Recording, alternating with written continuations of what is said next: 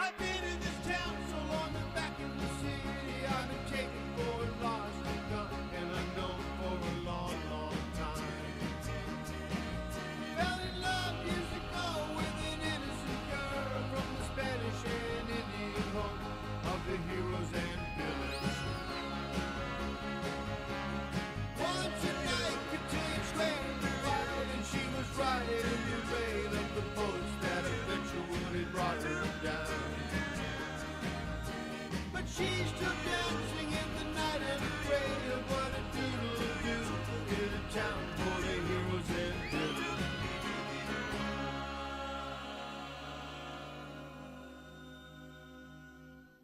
Heroes and villains, just see what you've done.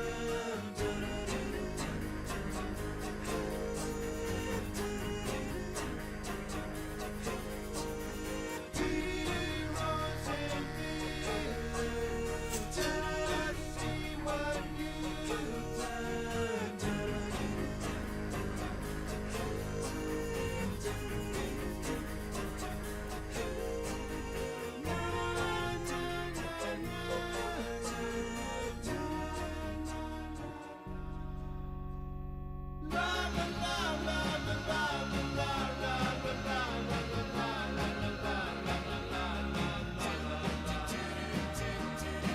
Stand or fall, I know there shall be peace in the valley, and it's all an affair of my life with the heroes and villains.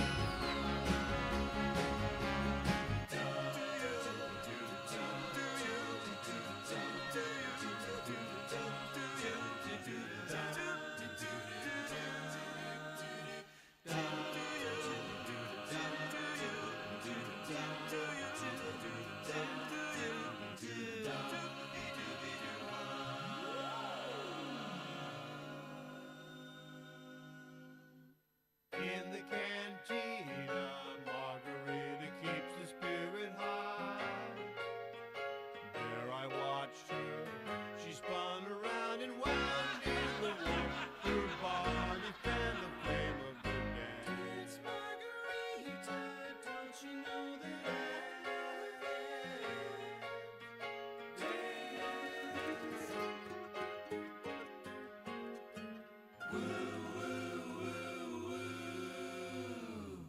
You're under arrest. My children were raised, you know they suddenly rise. They started slow long ago, head to toe, healthy, wealthy, and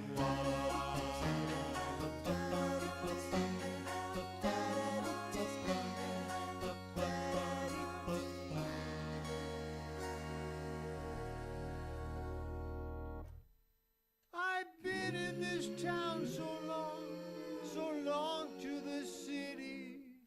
I'm fit with the stuff to ride in the rough, and sunny down snuff I'm alright. By the heroes and villains, just see what you've done.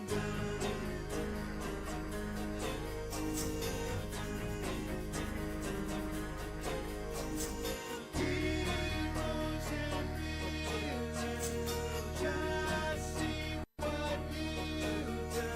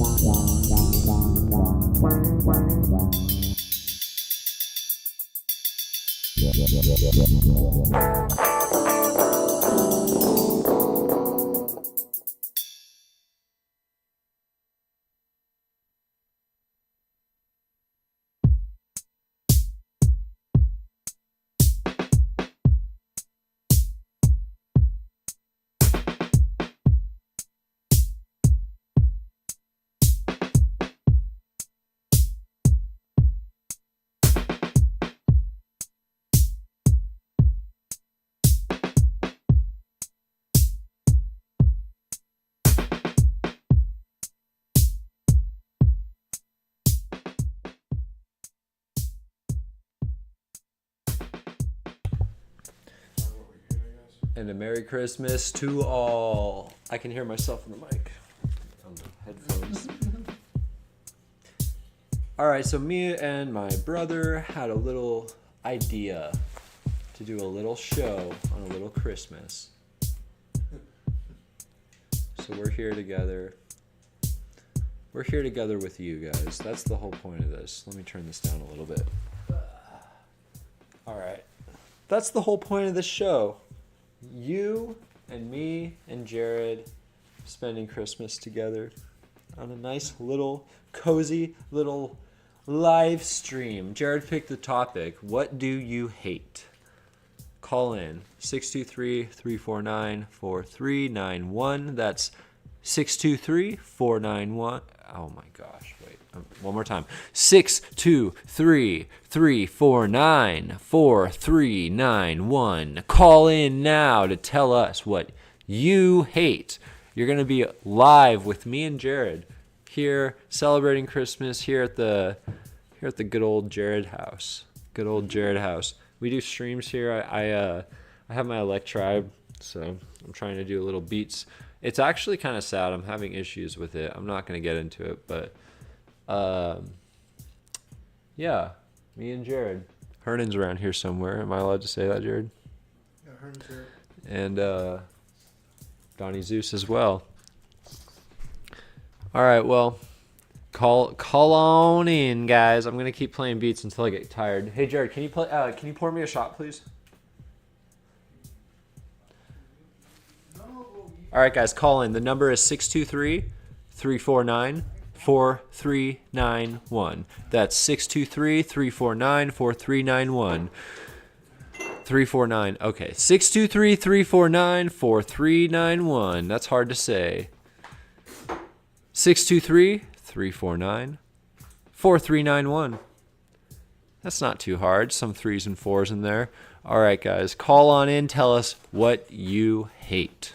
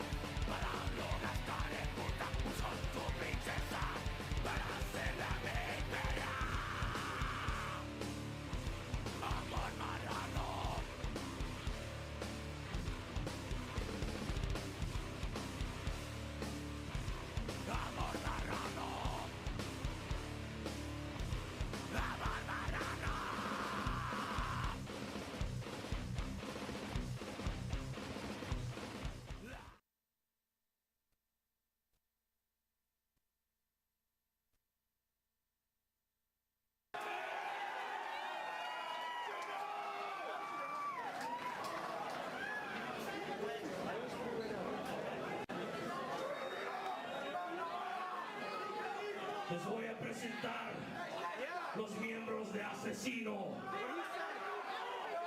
En la batería, el sadístico.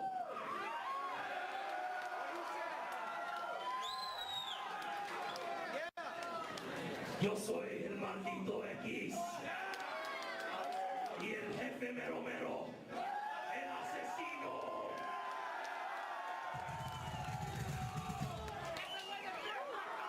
Esta va a ser la última canción. La primera canción en el disco de Asesino sale este julio.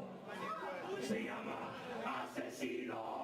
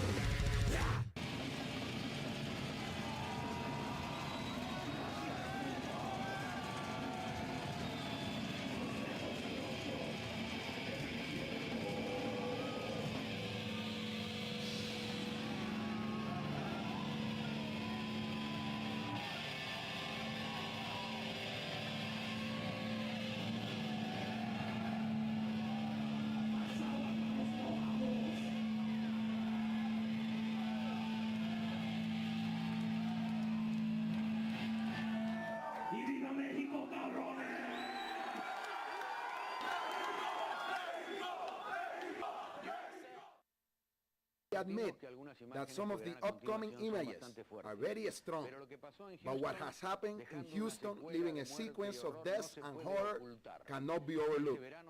This summer, two Hispanics, Mario Rios and Alma Rios, disappeared as if they were swallowed by the earth. When their bodies were found, dismembered, the police refused to give out any information, and the whole world asked, what happened to them?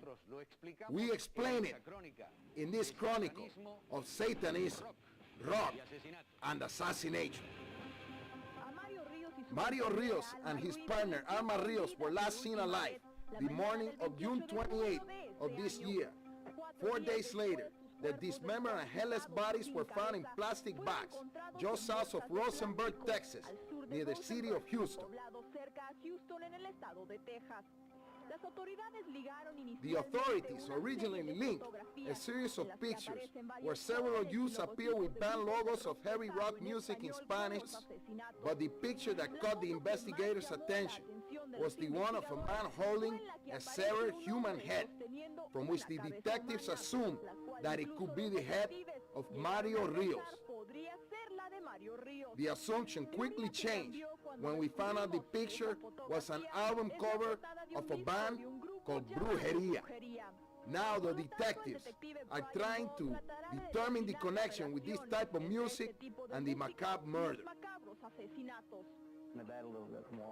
The detective also says that they will have to investigate the beliefs of Mario Rios, who was known to have practiced Santeria. What has disturbed the authorities the most is the connection of the use in the photos and Spanish satanic music. These record or cassette are not hard to find, and you can buy them at your local record store. Black masses, killing white boys, molesting dead children are just some of the titles of the band Brujeria, which talk about murder and sexual relationship with the cadavers of dead children. The covers of this record are not far behind, with pictures of mutilated bodies and diabolical figures. Without a doubt, some of these records tell the bio of its content and come with a strong warning. One way to see the relationship of Spanish satanic music and the murder of Mario Rios and Alma Rios, and the influence this music has over young kids. Because they glorify it, they make it look like it's something good, something normal. That's why the kids of today are the way they are, because they have a lot of this crap within their reach to see and listen to, and I think they should not sell this stuff, and it should be banned, because this crap they sell in this store.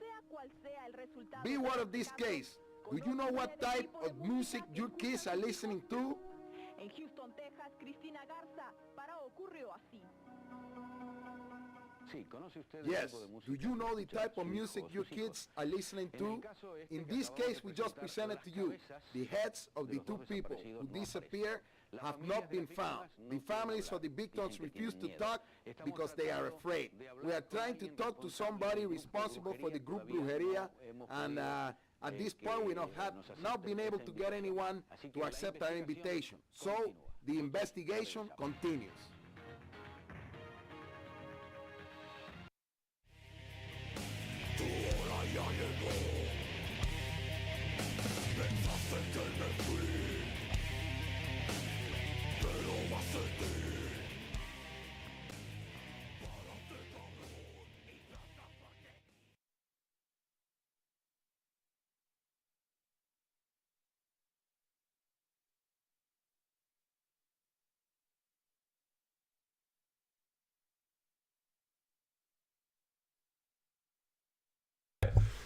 And we're live, so be careful what we all say and what we don't say.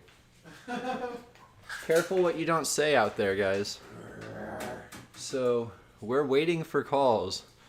Once again, the call-in number. Tell us what you hate. 623-349-4391. Tell us what you hate. I guess I was told to go first since it's my show, even though Jared picked the topic. So... You know what I hate? No, I'm just kidding. I hate Jared. I hate when people Be whining all the time. I'll tell you what I hate. I'm just pulling out my Wait, trust. you hate whining, Hernan? Yeah. Really? Let's do it. Whiners. Whiners. Maybe you should appreciate it, Hernan. We'll get to that. Okay, then. So, all right, guys. You know what I hate? I hate cool people who are cool guys. I really do. Cool guys are all right. I hate cool guys. Hey guys, I'm Cool Sam. Hey, oh. Okay. You mean fake guys? Well, properly defined, I'm reading something I wrote already. Being cool, I'm cool, is, in the Bible, it's already talked about. Peter, the apostle Peter, in his second epistle, he describes this type of cool guy. And he calls them sensuous scoffers. I'll say that one more time. Sensuous scoffers. And I'm going to pull up a little visual aid of the cool guy here. So, Jimmy The cool guy. Neutron. Cool guy. This guy right here. Let's all look at the cool guy.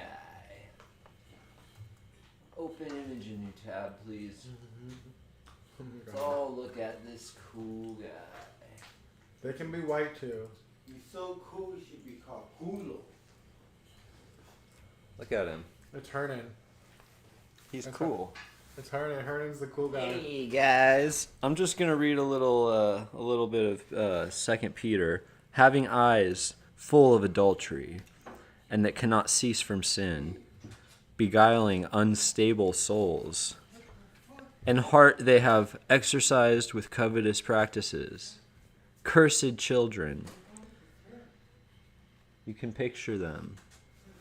You can picture such a guy as this guy right here in the first century, in the time of Jesus, just scoffing at the apostles. Psh.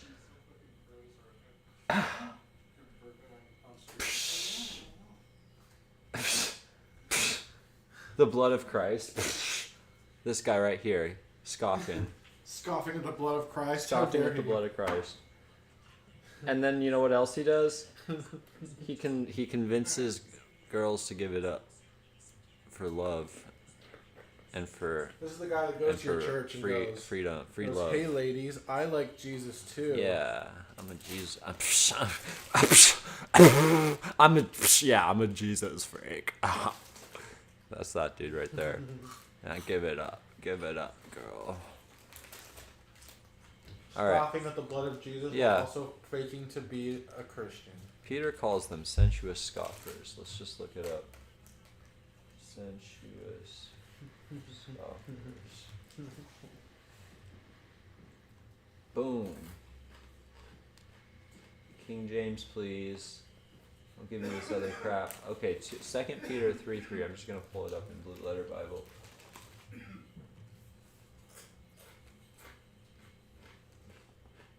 Blue Letter Bible to the rescue. Yeah, guys, don't you hate people who act cool and scoff at things? Quick nav. We're going to 2 Peter 3. Okay, let's read some of this. Alright guys, listen. Knowing this, first, that there shall come in the last days scoffers, walking after their own lusts, and saying, where is the promise of his coming? For since the fathers fell asleep, all things continue as they were from the beginning of creation. For this they willingly are ignorant of, that by the word of God the heavens were of old, and the earth standing out of the water and in the water, whereby the world that was. He's talking about the flood of Noah.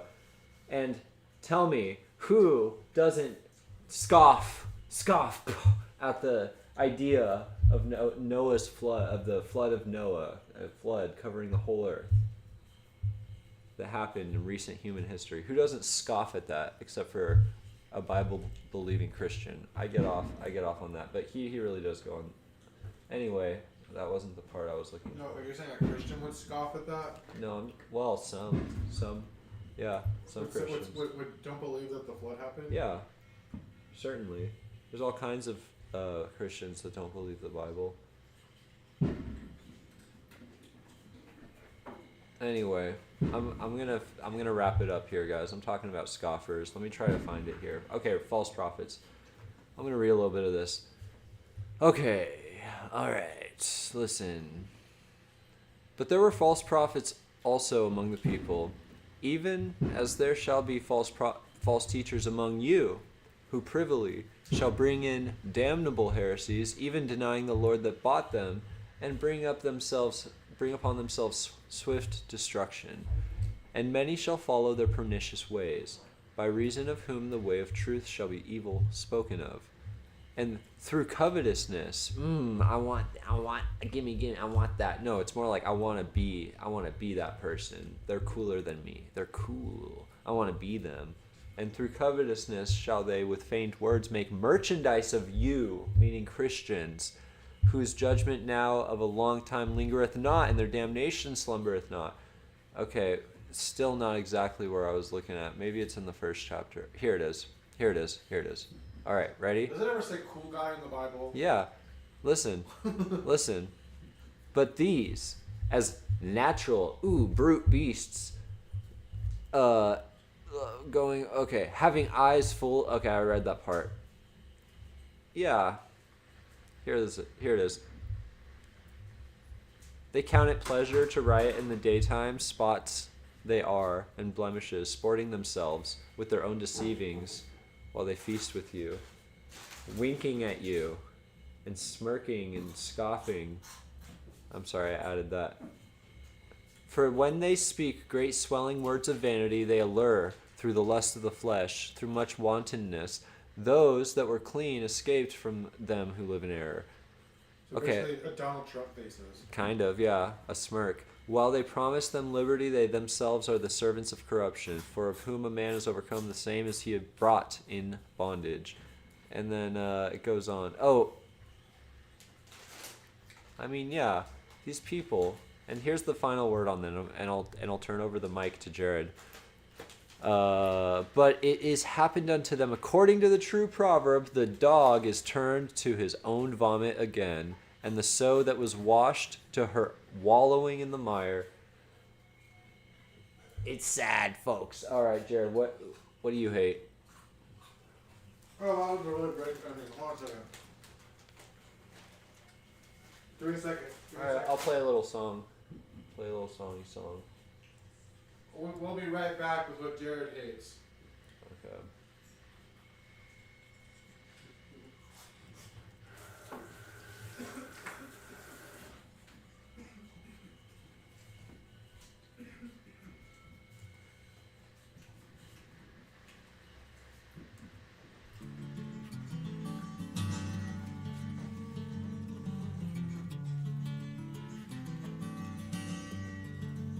This is fun to play the other string. Yeah, but I really love this song. It's kind of one I like to hear.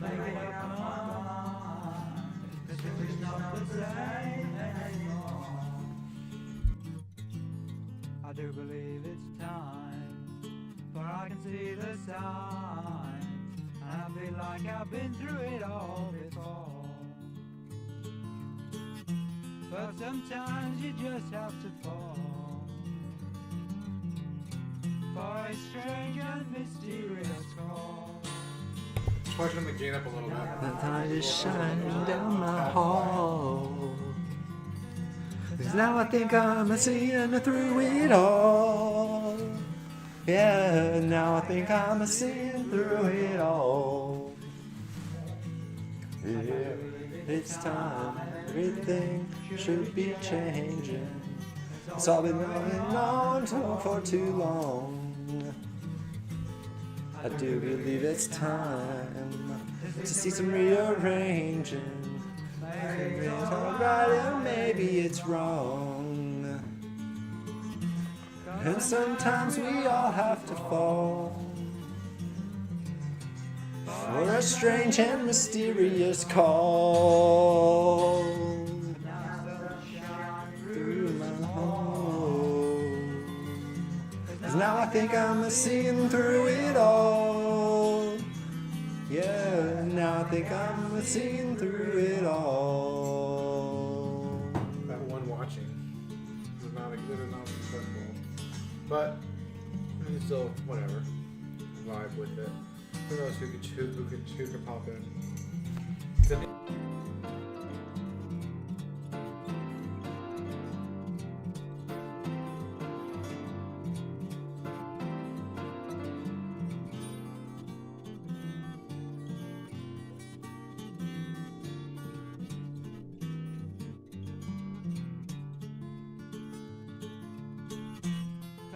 sometimes we all have to fall for a strange and mysterious call. But now the sun is shining through the squall, 'cause now I think I'm seeing through it all. Yes, now I think I'm seeing through it all.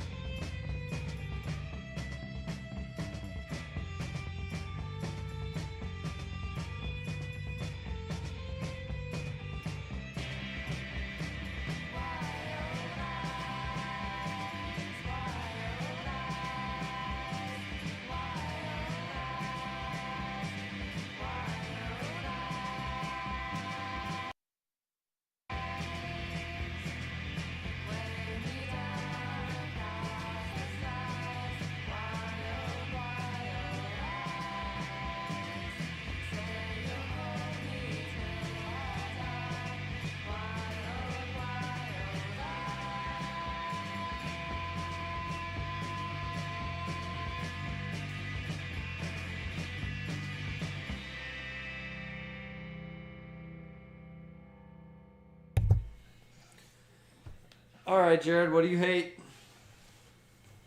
Hey, what's up, everyone? I fucking hate flakers. Why don't you write that down on there?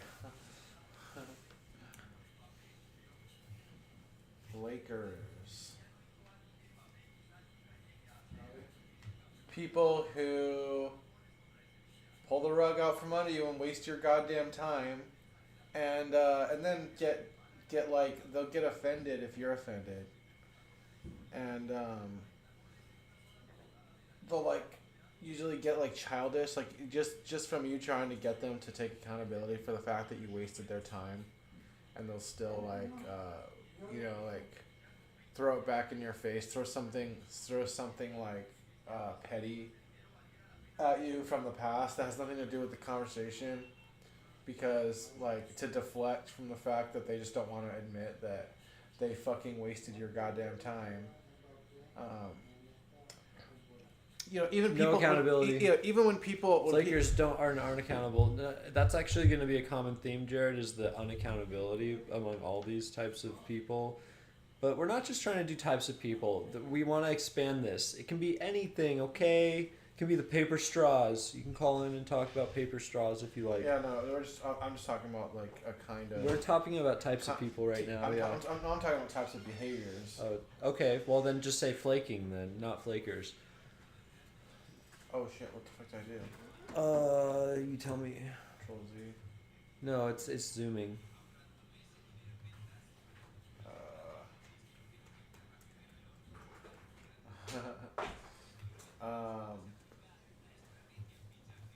Flaking. Or breaking. I'd say going back, relenting. How about that? Relenting? Or going back on an agreed upon commitment, or agreed upon engagement. 2-word rap. Format. Like that top menu, Jared. Here, I'll do it. Format. Okay. Go ahead. Yeah, so whether it's somebody who likes to just call at the last minute, that's a lesser kind of flake. Someone who literally calls at the very last minute when something is happening, and then to say, "Oh, I can't make it." So like you already made plans, you already put things aside and reserve time for that thing. And then they. Bro. I heard it moving out. Hey Hernan, do you want to hear the rants about flakers? Hey Hernan, hey, hey, it's my turn, Hernan. It's my turn to talk about what I hate. Do you want to hear about the rants about flakers? Not really. No. You want to hear about how much I hate flaking? He's not into it. I'm not. You can continue. Not interested. He's gonna flake on this one. I'm just kidding. He's JK. Very interesting. He doesn't want to hear anything about Dude, because his flaking. one... Okay, spoiler alert, but his one is whiners. And he thinks we're whining. Well, no, he thinks that Hernan literally thinks that that by complaining about things, you're putting bad energy out into the universe.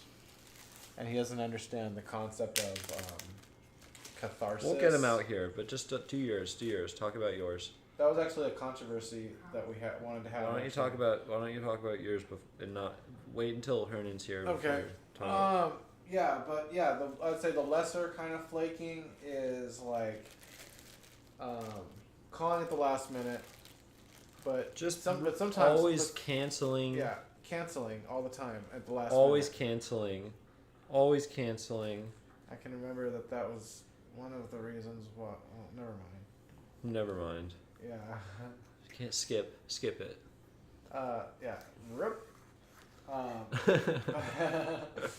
But no, the other, the worser kind is, I guess, when you don't call them at all and you just leave them, like you stand them up, so to speak, where they're like they're trying to contact the other person to find out what happened, and then the other person's like, I don't owe you any kind of explanation whatsoever, like I don't owe you a text, I don't owe you anything. Yeah. And then they'll. Bro, why are you reminding me of something that happened yesterday? Yeah, and then getting like. Bro, that was literally yesterday. Like literally taking it as if you're provoking. Why are you bringing this up, bro? Why are you doing that? Why are you bringing that up? Why are you bringing up my flaking yesterday? I already forgot about it. You were just reminding me of that. Why are you doing that? Like, do you understand the concept of like a? You gave me a bad mood by reminding me of something from planning yesterday. Engagement. What's the point? What's the point of even fucking making plans then? What's the fucking point of even making plans? If you're just. Bro, like, I got my girl. Yo, shit comes up. Shit comes up. Shit comes up, and I don't owe you a fucking goddamn thing. I got my family. Not even a text or a call. On top of that, I got my chosen family on top of that. And we all see an Avatar this weekend. We all flick out at each other, and it's cool with us. We all see an Avatar. We ain't gonna make it. What are you talking about? The new Avatar came out. Did you know that? Yeah. No, but are you saying like everybody like? Everybody plans to see Avatar. Everybody plans to see Avatar. Everybody flakes out. You already know it.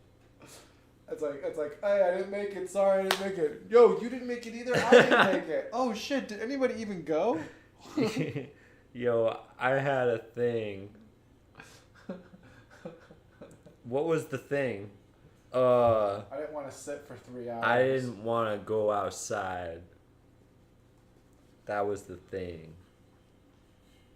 Yeah, pretty much. I decided it was cozier to cancel. I think that's actually the root of it. Sam said it. It's what I really hate.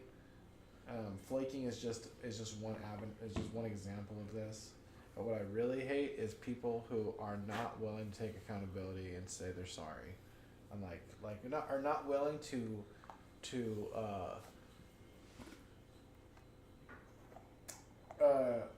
People. like if the ball is in their court and somebody else is waiting for the ball to be hit back, that you fucking hit the ball back.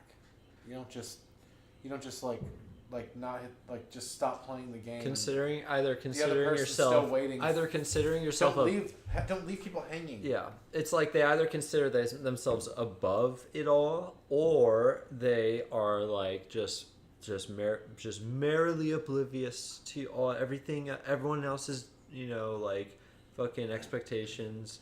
There's a bunch of different shitty types of that. So when it comes to not taking accountability, Sam was talking about legalism is one of them. Let me say Okay. it. Sam was saying that there's two kinds of false Christians or fallen Christians that use their religion or their faith as an excuse to not take accountability for themselves and to like pretty much get away with sinning the way Sam says it. But really, what it is it's a way to wash your hands like Pompous Pilate, even though you're doing something that's like wrong. But like wash your hands of it and say, it wasn't me. I'm not accountable. Absolve. Yeah, absolve yourself. I'm not accountable for what I did. Kind of thing. So there's one that's the Pharisees? the Pharisee or the Legalist. the legalistic Christian, who Believes his works will save him. believes his works will save him, but also has ways of getting around fulfilling his Christian duties. Jesus brought up two examples. Doing Something right wicked with the pretense to get away with it. Yeah. He brought up two examples. One of them was they would literally eat widows out of house and home by, fulfilling their duties as the religious leaders to go and visit the bereaved, the recently bereaved, such as widows. But then they would make long prayers while they ate and long meals at the widows' homes. Jesus called them out on that. The other thing was when they would these Pharisees who had plenty of resources and money and wealth, they wouldn't help their ailing poverty-stricken parents who asked them for help, because if their parents came to them and asked them for something, for money or for a item, they would say, "I'm sorry, parents, but it is a gift, for the temple. I've already dedicated it to the temple. I'm sorry, I can't give it to you." But it's really they're just keeping it to themselves. Isn't that wild? Yeah, or like how some people can absolve themselves of saying sorry to their family members. Smoking here? And come on, Sam. This is like the second time. Yeah, or I was gonna say of people who. I'm sorry. Dude, we're streaming. Here. Sorry, dude. By the way, guys, call in and tell us what you hate. The call-in number is 623-349-4391. That's 623-349-4391. Tell us what you hate. It can be anything, okay? Yeah, we're talking about what we hate. So anyway, the other kind of Christian, I guess. The other kind, so we just described the legalist who is hypocritical and does quite wicked things a fallen Christian. under self-righteous, sanctimonious pretexts, and they think they're getting away with it by doing loopholes in the law or something, right? Yeah, they'll get exactly, or they'll give themselves permission pretty much with one part of the Bible to pretty much cross the rules or bend the rules on another part of the Bible. And then there's this other one, which is we call it the free grace or hyper grace type. Yeah, the free grace Christian who believes that you don't have to do anything. You don't have to do anything if you've accepted the gift of grace. Paid for by the blood of Christ, which is true. Jesus already forgave you, so you don't have to. Because Jesus paid for all sins. Let me say it. Let me describe it. Here's the position of a free grace Christian. Because Christ paid for all sins, by shedding his blood on the cross, which is true, by the way. Because of that, the free grace Christian states that they have no reason or obligation or duty to ever account for or apologize or remediate, fix their sins or stop sinning or be accountable for their sins in any way. And their whole mantra is don't tell me to be ashamed. I'll never be ashamed. I'll never feel shame or guilt again because I'm saved. I'm saved and I'm good with God. And the enemy, the absolute devil, is shame and guilt. They equate shame and guilt with the devil and Satan, basically. They think that if you're trying to exhort them, which is to strongly encourage someone to do the right thing, that you're shaming and guilting them, and you're literally the devil, basically. That's how these people are. They think that nobody should ever correct each other or, establish any kind of boundaries or morality in their day-to-day life and enforce it with this like actionable kind of consequences that comes with saying like, I won't participate, or I'll rescind all of my participate, the ways you can do that as a free will person, non-aggression principle like Jared talks about. Anyway, when you do that and you're assertive, people who are free grace take it like you're judging me, and you're literally the devil for judging me, basically, because Christ paid for all sins, therefore you're not allowed to judge me, and nobody's allowed to judge me anymore. The end. That's a free grace Christian. I'm not really caricaturizing it. That's really what they believe. And so you have these two types of fallen Christians, like Jared said. You have the legalists and the hyper grace, free grace Christians, and they're kind of two sides of a slippery slope. Because the truth is, I'm speaking as a Christian here, it's just the fact that Jesus did actually live as a person. Now, like, did he die for our sins and raise from the dead on the third day, and we are saved by believing in him? That's what a Christian believes. That's what I believe. That's what I believe. However, these legalists and these hyper grace Christians, they actually don't really believe that. Legalists do not believe that Jesus paid for their sins, because they believe that they have to do all these. Well, no, they believe that life and morality is a game and a chess match. And they play their cards according to their own selfish desires, basically, and they bargain with God. They bargain with God. They think you can bargain with God. Versus the free grace Christians who believes that God's their best friend. Well, God believes that God will never unfavor them. Yeah. Who believes that they don't have to do anything to merit God's favor. I'm sorry, I'm interrupting you. I'm sorry. Go ahead. Go ahead. Yeah, but you're basically saying what I was about to say though. That don't think that don't think that they are ever responsible for anything they do, because they already asked God for forgiveness, and God forgave me. So who the fuck are you? Now here's what let me finish. Who are you to try to make me apologize to you or anybody, or make amends for what I did, or pay for the things that I damaged, or when God already forgave me? So back off. When God, I don't need to answer to anybody else after Jesus forgives me. Okay, after Jesus forgives me, everybody else can just like accept that and get over it, because I already asked God for forgiveness. So I don't need your forgiveness, okay? Where's your phone? When God already forgave me. Put it right there. Okay. Yeah, you got the point across. Now let me say the third way, which is the way, the middle way. It's like Christianity used to be called the way, just the way, okay? Here's the way, the real way. It's this. Yeah, you are forgiven, and the enemy can't come at you with attacks anymore. However, the Bible says, what father doesn't chasten their son? And if you're really a son of God, God will chasten you. Believe you me, God will chasten you. It'll happen again and again. So don't think that you're outside of the purview of being responsible for yourself and your actions. Now here's the thing.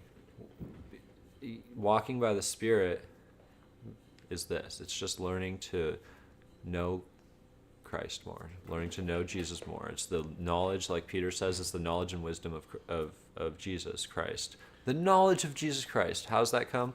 I actually know Jesus Christ because every single day I read the Bible, King James Bible, Oh my God. and I pray. That's it. Those two things, every single day you'll come to know Jesus Christ, and then what happens is you no longer are being a legalist or a hyper unaccountable person. You start to want to be accountable and all the good things. We should talk about non-Christian ways All right. that people also take, give themselves permission to basically not do the right thing or to leave somebody hanging. Pretty much leave somebody hanging and then expect them to forget about it and let it go and not take any grievance or to address any grievance as far as, you know, letting somebody waste your time and walk all over you like that. How do most people how do other people excuse it when they're not Christians? Here's the thing is, like, everyone, even Christians, like we just stated, even Christians do this, Jared. Yeah, well, we just talked about the two different ways that they do. Yeah. But I'm saying that it's not even a Christian thing. Yeah, I guess you're saying even Christians, because Christians are the best of us. But I was just Yeah. I don't necessarily believe that. But I mean, I would say that like there's lots of different ways. Like for instance, well, whatever. I don't want to target any specific group, but let's just say that narcissists and borderline personality types tend to find it very difficult. Anybody who finds it very difficult to apologize. Yeah. Who's It's like extracting teeth to get an apology from them. Or not even get an apology, but just an acknowledgement that, hey, like I want you to know that I know that it was wrong, so that you know that I won't do it again. That's all. Like, just to get that. Can you just tell me that you know that it was wrong, so that I know that you are reassuring me that you won't do that in the future, and it's not like this. Let it go. I might do it again. I might not. Yeah. And Jared was getting really frustrated earlier because somebody in our life was doing that, and he was like, and he goes off and has these wonderful relationships with other people where he's perfectly respectful and regarding of them, but not of me. What the hell, right? Okay, so and then my rebuttal to that was actually no, because you can't hide from God and you can't compartmentalize your heart, and like if you're doing something like that to one person, that's symptomatic of something that you're doing in general, and basically it's a fact that if he's doing that to you, that all of his relationships are suffering in some way because his heart's not right, period, right?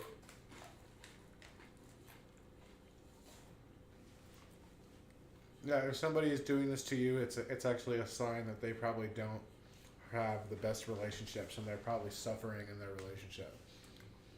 So that's why you can take pity, or you can take I guess pity as a way to Control Z. Okay. You can use pity as a way to forgive people who flake on you, because they probably can't maintain relationships very well. Yeah, and so you need to keep that in perspective. It's not like they're getting off scot-free, so to speak. Okay. You have to get those pixels in. Get every single pixel.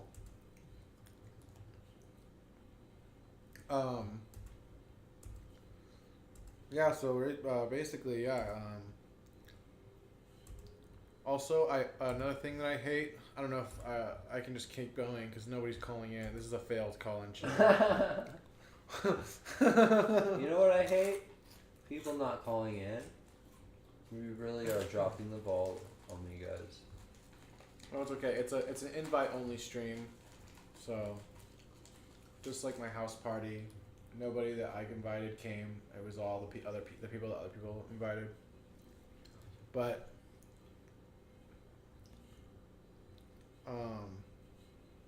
I hope whoever listens to this later is enjoying it.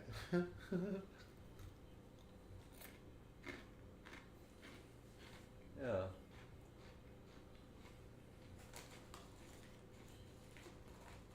I have something else that I hate, What? but I could keep going about flaking.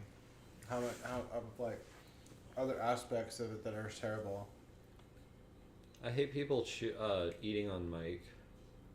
Oh, my bad.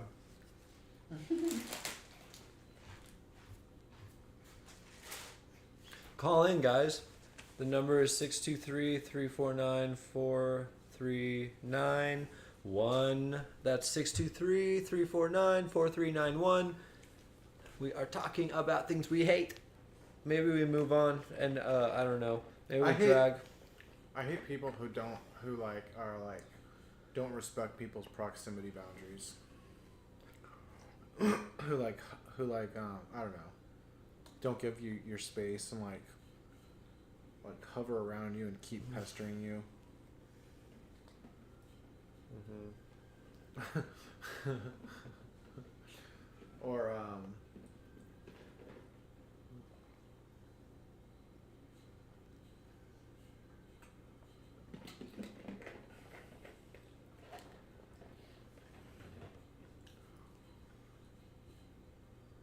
I hate people who rip people off for a living, like scammers.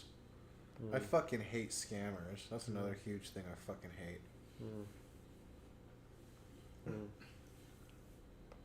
Yeah, that's such a But scamming, crazy fucking. Yeah. Getting scammed though is something that doesn't happen very often. In high school, I thought I would say flaking is way more common. When I was a kid, I thought that pickpocketing was so cool. I thought it was this elegant and like punk thing to do because I was already into magic and sleight of hand, and then pickpocketing was just this like lucrative and immoral plus 20 dexterity check way of getting good at. And what I would do is I would practice on my friends at school, and I would lift their phones from them and then give them back to them and be like, cool Sam here with your phone that you didn't even know I had. Really, you pickpocketed people their phones? Just my friends. I'd practice on them, yeah. Whoa, I didn't even notice you take it out of my bag when I wasn't looking. Yo, yeah. Anyway, exactly. No. You went into my backpack? It's not. No, it was cool though, right? I'm ashamed of that. I outgrew that. But basically, I don't want to get too much into that and incriminate myself. But I hate pickpockets. Pickpockets fucking are suck. horrible. Yeah, they're the worst. And I wish somebody kicked my ass when I was in middle school and high school when I was doing that.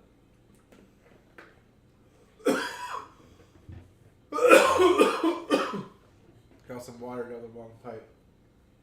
I hate coughing on the mic. Yeah, my bad.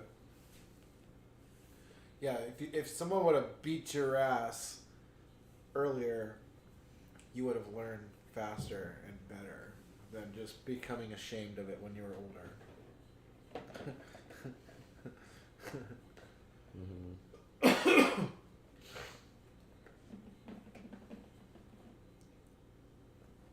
I'm gonna boost our post here.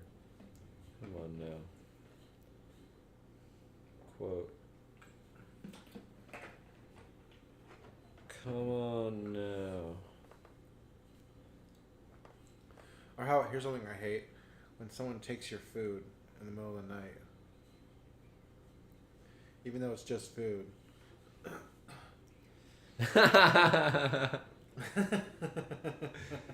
You sneaky little fucking critter. I mean, if it's just one egg, I mean, it's just one egg. But if Just one egg. But if it's just one egg, if it's one egg every once in a while. It's every egg in the jar.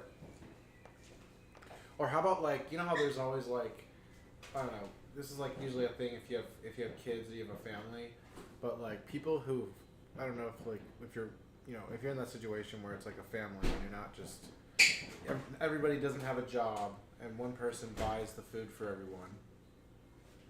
When somebody just eats all the food.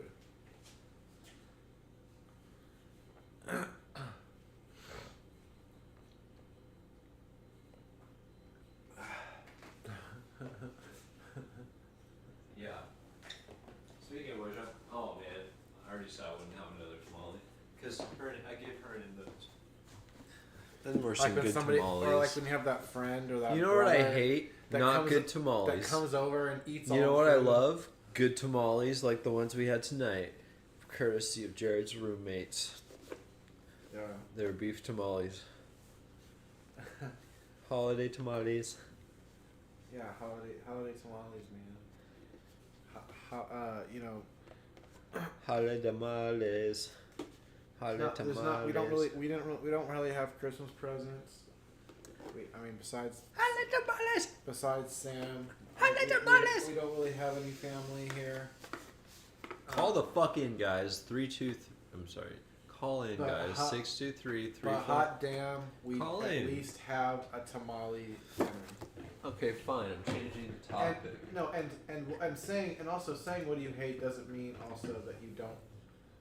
What do you love? Okay, fine. If you want to call in and talk about what you love, then I guess that's fine. But it's got to be in the sense of hating its opposite. Okay. So if you love when people take accountability for themselves, that would be that would be something that I love so much. I love that shit. I love it when somebody, like, you bring a grievance up to them, and then they're like, oh really? I was doing that. Even if they disagree with it, be like, all right, I'll think about that and come back with a proper response or something. Yeah, they're like, yeah, exactly. Okay. And not get offended and attack you. Why don't you write that down, Jared? You know what I love? Did you erase that other one? Jesus, no. Oh. So, I love Jesus, this I know, for the Bible tells me to.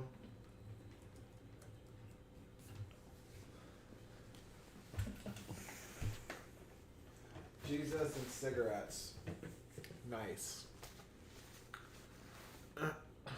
I like it when you resolve a conflict with somebody and you get like a stronger connection because both you guys were able to navigate the conflict without somebody resorting to petty childish bullshit. Yeah.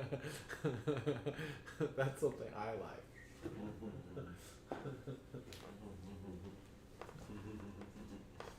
Or you know what I like? I like not getting kicked out of a fucking vehicle because of some argument that you're having. Some argument. Not being tossed out to find your own way to wherever the fuck you're going. Like that's such a bitch move, seriously. To be like, shut up or get out. Get out of my vehicle now. You offended me and now you're gonna be punished. You will walk home and I will laugh as I drive behind you slowly to make sure that no, they would just take off. They wouldn't even do that. But but yeah, that's a bitch move. Seriously, nobody should ever do that to anybody. You can't change the title. I think that I would love somebody who, maybe changed their mind mid-decision to do that and decided, oh wait, this is a bitch move. Never mind. You know what? I changed my mind. You don't have to get out. I will take you where you need to go if I have a disagreement and I'm offended, and then we will part ways from there and go our separate ways. But I will at least make sure that both of us get to our destinations, because that's what fucking respectful, responsible adults do, who care about each other. Because, you know, showing somebody that you don't give a shit about them just because they offended you is a pretty bitch move. That's another thing I really hate. Yeah, people. That's one of the main things I hate, actually, is people who feel justified to be a bitch or to do some jerk ass, bitch ass thing because they feel emotionally offended. Like, because I feel offended, now you will pay, and it will be justified and right because of how I feel about it. Mostly women do this, but men do it too. So yeah, I hate that shit. I would love for, you know, I would love for people to, like, be like, oh, you know what? I feel very offended right now, so I would like to disengage and go over here and be alone, to be offended alone. So that if you don't want to, like, I would like to disengage respectfully, please. Even if that means having the patience to walk the rest of the way home, or drive the person all the way the rest of the way home, or fucking, you know what I mean? Like, I'm in a situation that I now don't want to be in because I have become offended. Can you please make like a couple more veiled references to this person so I can identify them? I'm talking in general about a lot of different people who find themselves in a situation where they're hanging out with somebody, but now they are offended. So there is a respectful way to disengage. Oh, I hate gossip. I hate gossipers. But we're doing love. What do we love, Jared? What do we love? When people navigate these situations better and don't do these heinous acts. Write it down, and don't knock your microphone over when you get up.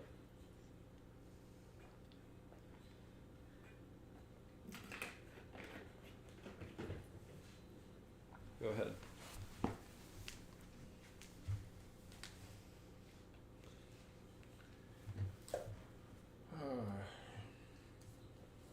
I love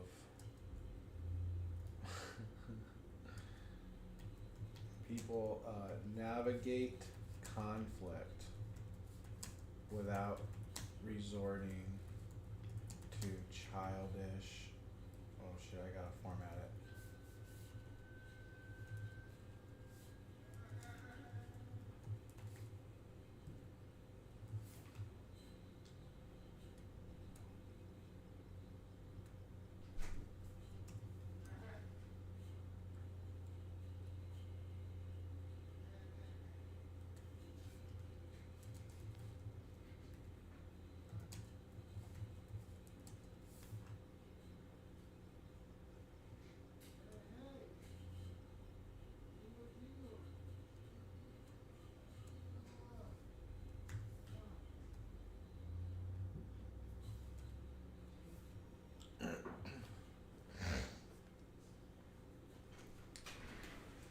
Hey, Karen, do you want to present what you hate?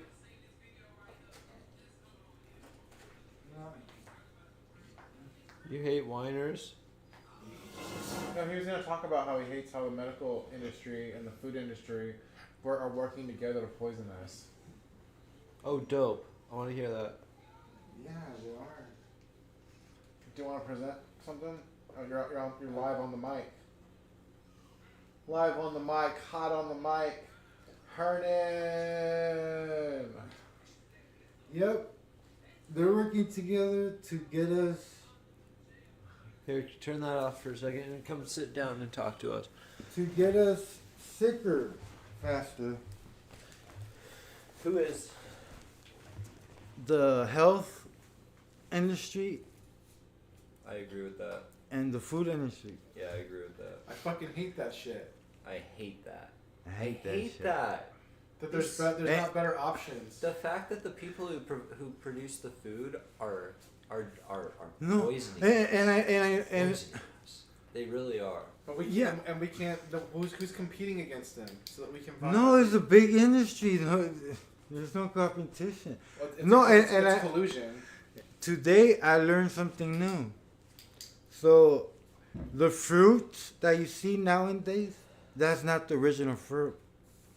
Apple, that wasn't the original fruit, the way it is now. Banana, watermelon. They say the original form was toxic for us. So they, they Genetically modified. yeah. To GMO. what is GMO. now, GMO. it is, and now is compatible for us. We could consume That's it. what they say. Speaking of apples, have you heard of Appeal? It's like a coating that's sprayed on apples. It's a. Oh yeah, to make it like Last longer. 5 and years the company longer. Appeal, the company Appeal that makes this chemical that's sprayed on apples. Guess who owns it, Jared? Monsanto. No, it's an individual. I'll give you one guess. Oh, Bill Gates. Yeah, you're right. Yeah. Appeal.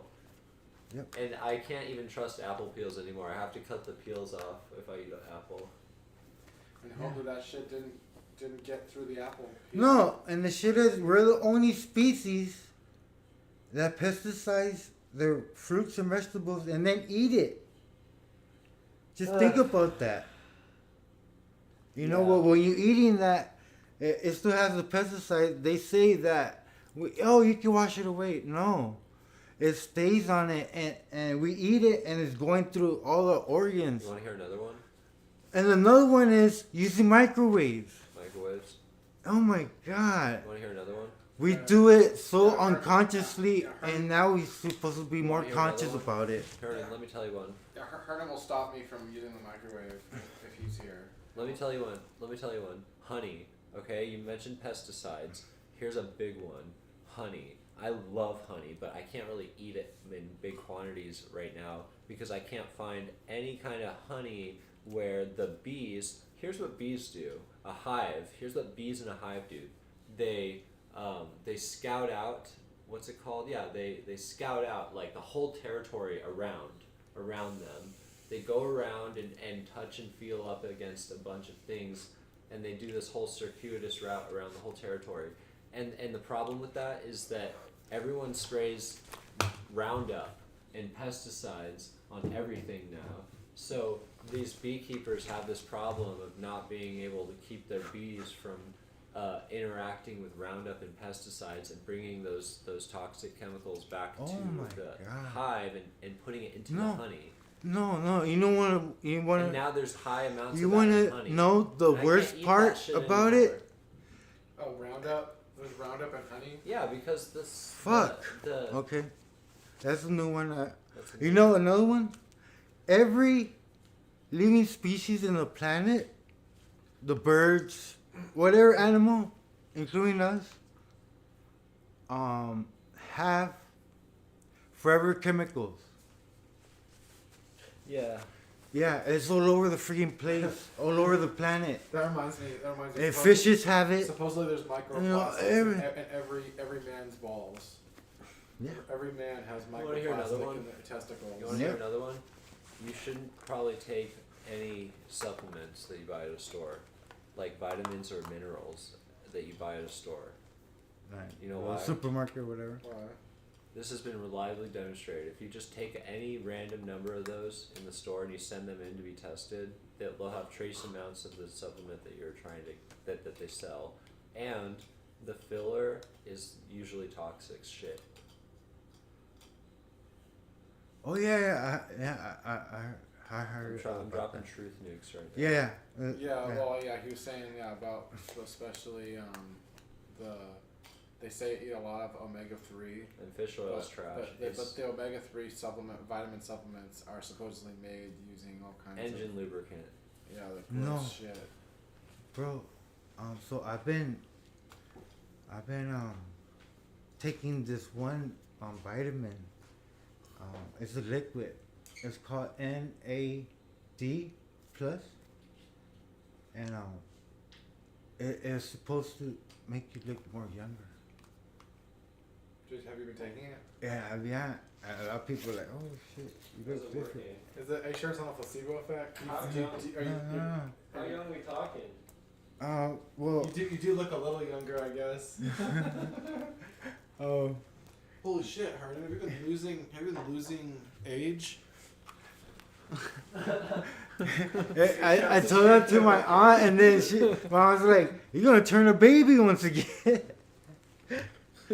Hey, have you guys heard about this new?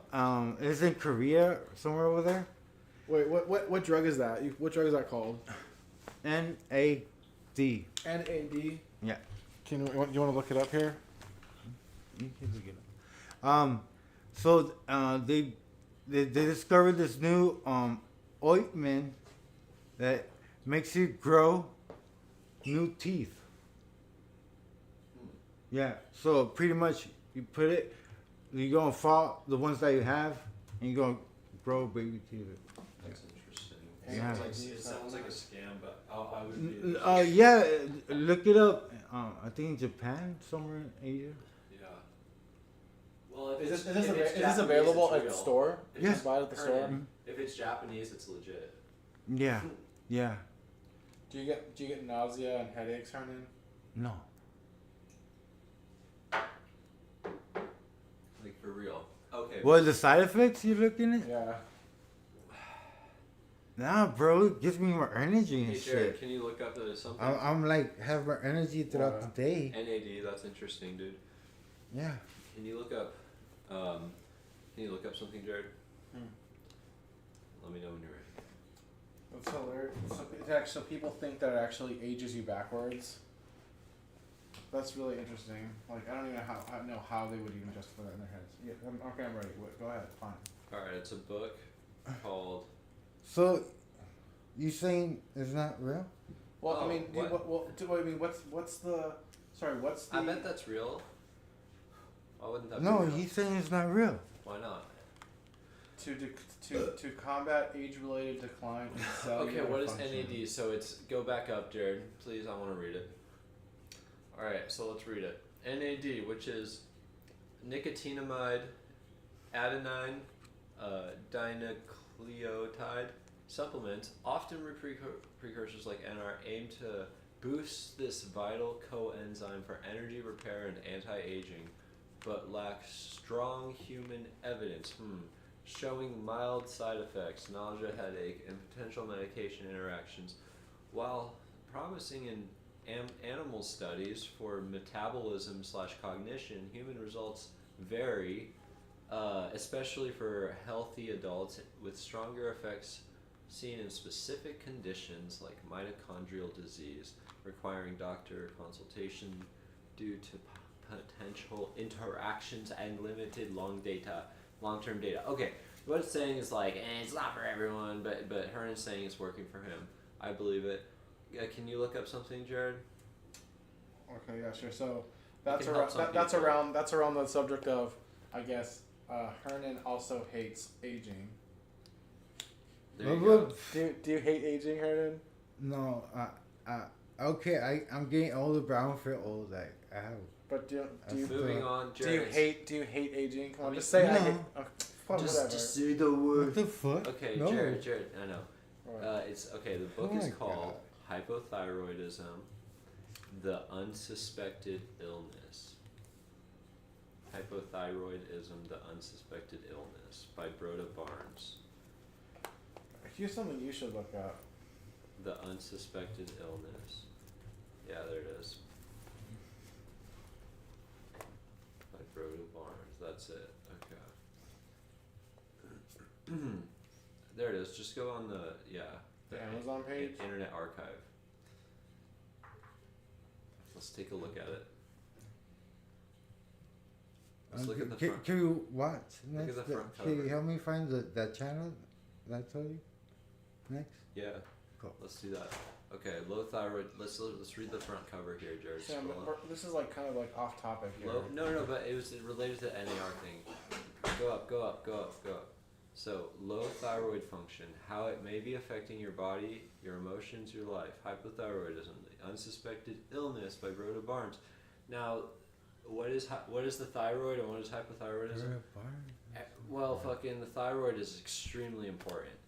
Extremely important. And practically everyone today is hypothyroid. That's what I hate is that our environment has made everybody hypothyroid, where we're not producing enough T3 and T4 hormones with our thyroids, and almost practically everybody would benefit from exogenous T3 and T4 hormone usage, like just taking, orally, just taking T3 and T4. It's a form of hormone therapy, which is extremely,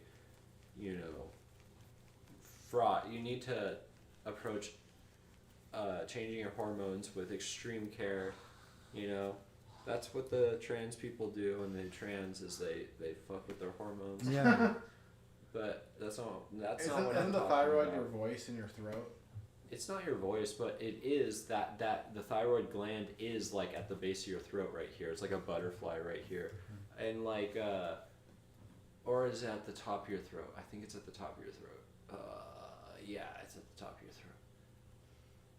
Anyway, it's a gland that excretes hormones. Let's look the at the table. environment has suppressed everyone's thyroid function, and that's what the thesis of that book is. If we were going to go into it, so I recommend to you and you and you and you and everyone. So read this book. Read this book and also try it. He says the best way to try it, see if it works, or see if you're hypothyroid, is to try a small course of T3 and T4 and just see if it works. What's T3 and T4? T3 hormone. You can just do T3, T4 hormones. Yeah. Is it like something you can just pick up like a vitamin? Not exactly. Or no, you have to get a prescription for that shit. In Mexico, or you can buy it through a Mexican pharmacy if you want. Everything's cheap in Mexico. Not that I've ever done that. It looks like it's in the middle of your throat. Look, can you read that, Jared? T3,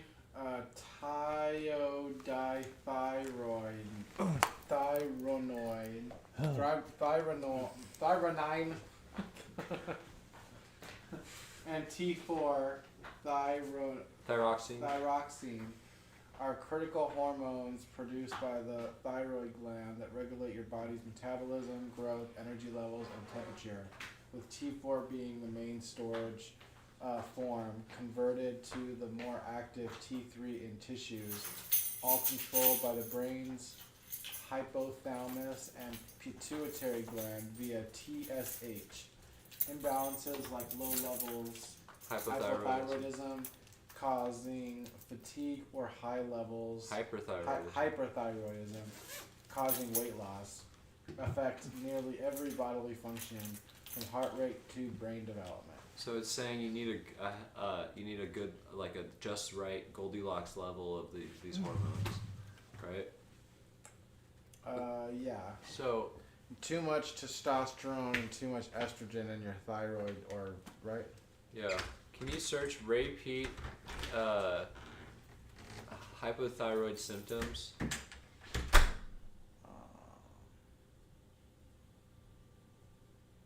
Or we can move on. Oh, it's the T3 and the T4. Sorry, yeah, it's in combination. It's not masculine and feminine, or it's not the estrogen and the whatever the other one is. What's the masculine hormone called again? Testosterone. Testosterone. Yeah, it's the T3 and T4 for your thyroid. No, those are different hormones. Yeah. But I guess you want these two to be in balance, right? Yeah, most people.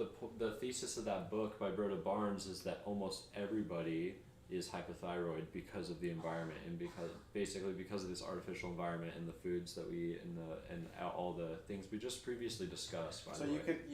can just target your thyroid, and it'll balance out the negative side effects from all the poison. That's right, because you know what it'll do. Let's read that first thing again. It regulates your body's metabolism, growth, energy levels, and temperature. Now, that doesn't seem like the craziest things, but temperature is insanely important, Jared. For instance, keeping a high body temperature just like literally sanitizes your body, first of all. And then also, like, by high, I mean like 98.6. But most people have a lower basal body temperature because they're hypothyroid and they're cold all the time. Do you have like cold hands and feet? That's a symptom of hypothyroidism. The thing is that most doctors won't think along these lines, and what they'll do is they'll order a test, and they'll test, what is it, the TSH levels. They'll test something where fucking nobody qualifies, even though everybody is. It's incredibly crazy how that works. Like Broda Barnes gets into it. Basically, the medical establishment doesn't care about this. Is the whole point of that. But hey, Hernan. Hernan. Did he walked out? he walked out. I love that. That's something that I don't like. I don't like when people just bail. But he was gonna show some videos. Love that. He was gonna show some videos on what he was talking about. Let me Yeah. see if I can find He was in the middle of presenting, and then He- you kind of fucking took over and started presenting something else. So, like he was gonna. He talked about NAR, and then I don't know where he was gonna go from there. I'm sorry, I took over from there. Yeah. Yeah. Let me go get him. Come on, man. Let somebody present. It's time to find that video. Yeah. Alright. Can you hold the air while I hit the cigarette, Jared? God damn it. We did take like 20 shots. No, we didn't. That was obviously an exaggeration. That's an exaggeration. It's probably a bad idea to start streaming while we were drinking though. Exactly. For sure. It's been a decent episode. So Hernan, did you want to continue presenting? You gonna find that video? Oh, you know what I hate too? Keep that phone number on the What? screen, Jared. The phone number. The freaking. There's a short video. Actually, we could put. Want to put it? Yeah, find it. You want to find it? Is it the one? Wait, what? Which one is it? Oh my God! How? They're freaking poisoning us. One company Yeah. Okay. is poisoning us. All right, we're gonna watch a random video that demonstrates the hate that Hernan has for the food and medical industry working together to poison us. Want to look it up, bro? Yes. Hold, give me a second. Here's the computer. No. I got it here. You got to find it here so we can Hold on. Let me look it up Okay. here. play it for the stream. Play it for the stream. Do you know what I mean? Play it Jelly for the bean. stream. When I eat a jelly bean, you know that it's gonna be mean. When it goes down the wrong pipe and gets screwed up in your spleen. There. Keep it. Go ahead. No, bro. I Okay, want to come on. bend it right there. I want to bend it. Just Here. put it for me, please. Dude, here, look. Yeah. Come on, man. No. Just come on, bro. I have a bad knee, bro. You serious? Just do it for me. Come on. Bro, Fucking why is the attitude? Just do it, bro. Because you're the one who's supposed to be presenting No. this. Fine, what is it called? How one company secretly poisoned the planet. We're gonna change this into a YouTube watch Love it. party. I want first but one. we still technically have the number. We're gonna put the number First up here in a one. minute, you guys. Put it, the number. Call in. What do you hate? Is it this one right here? Yeah, first one.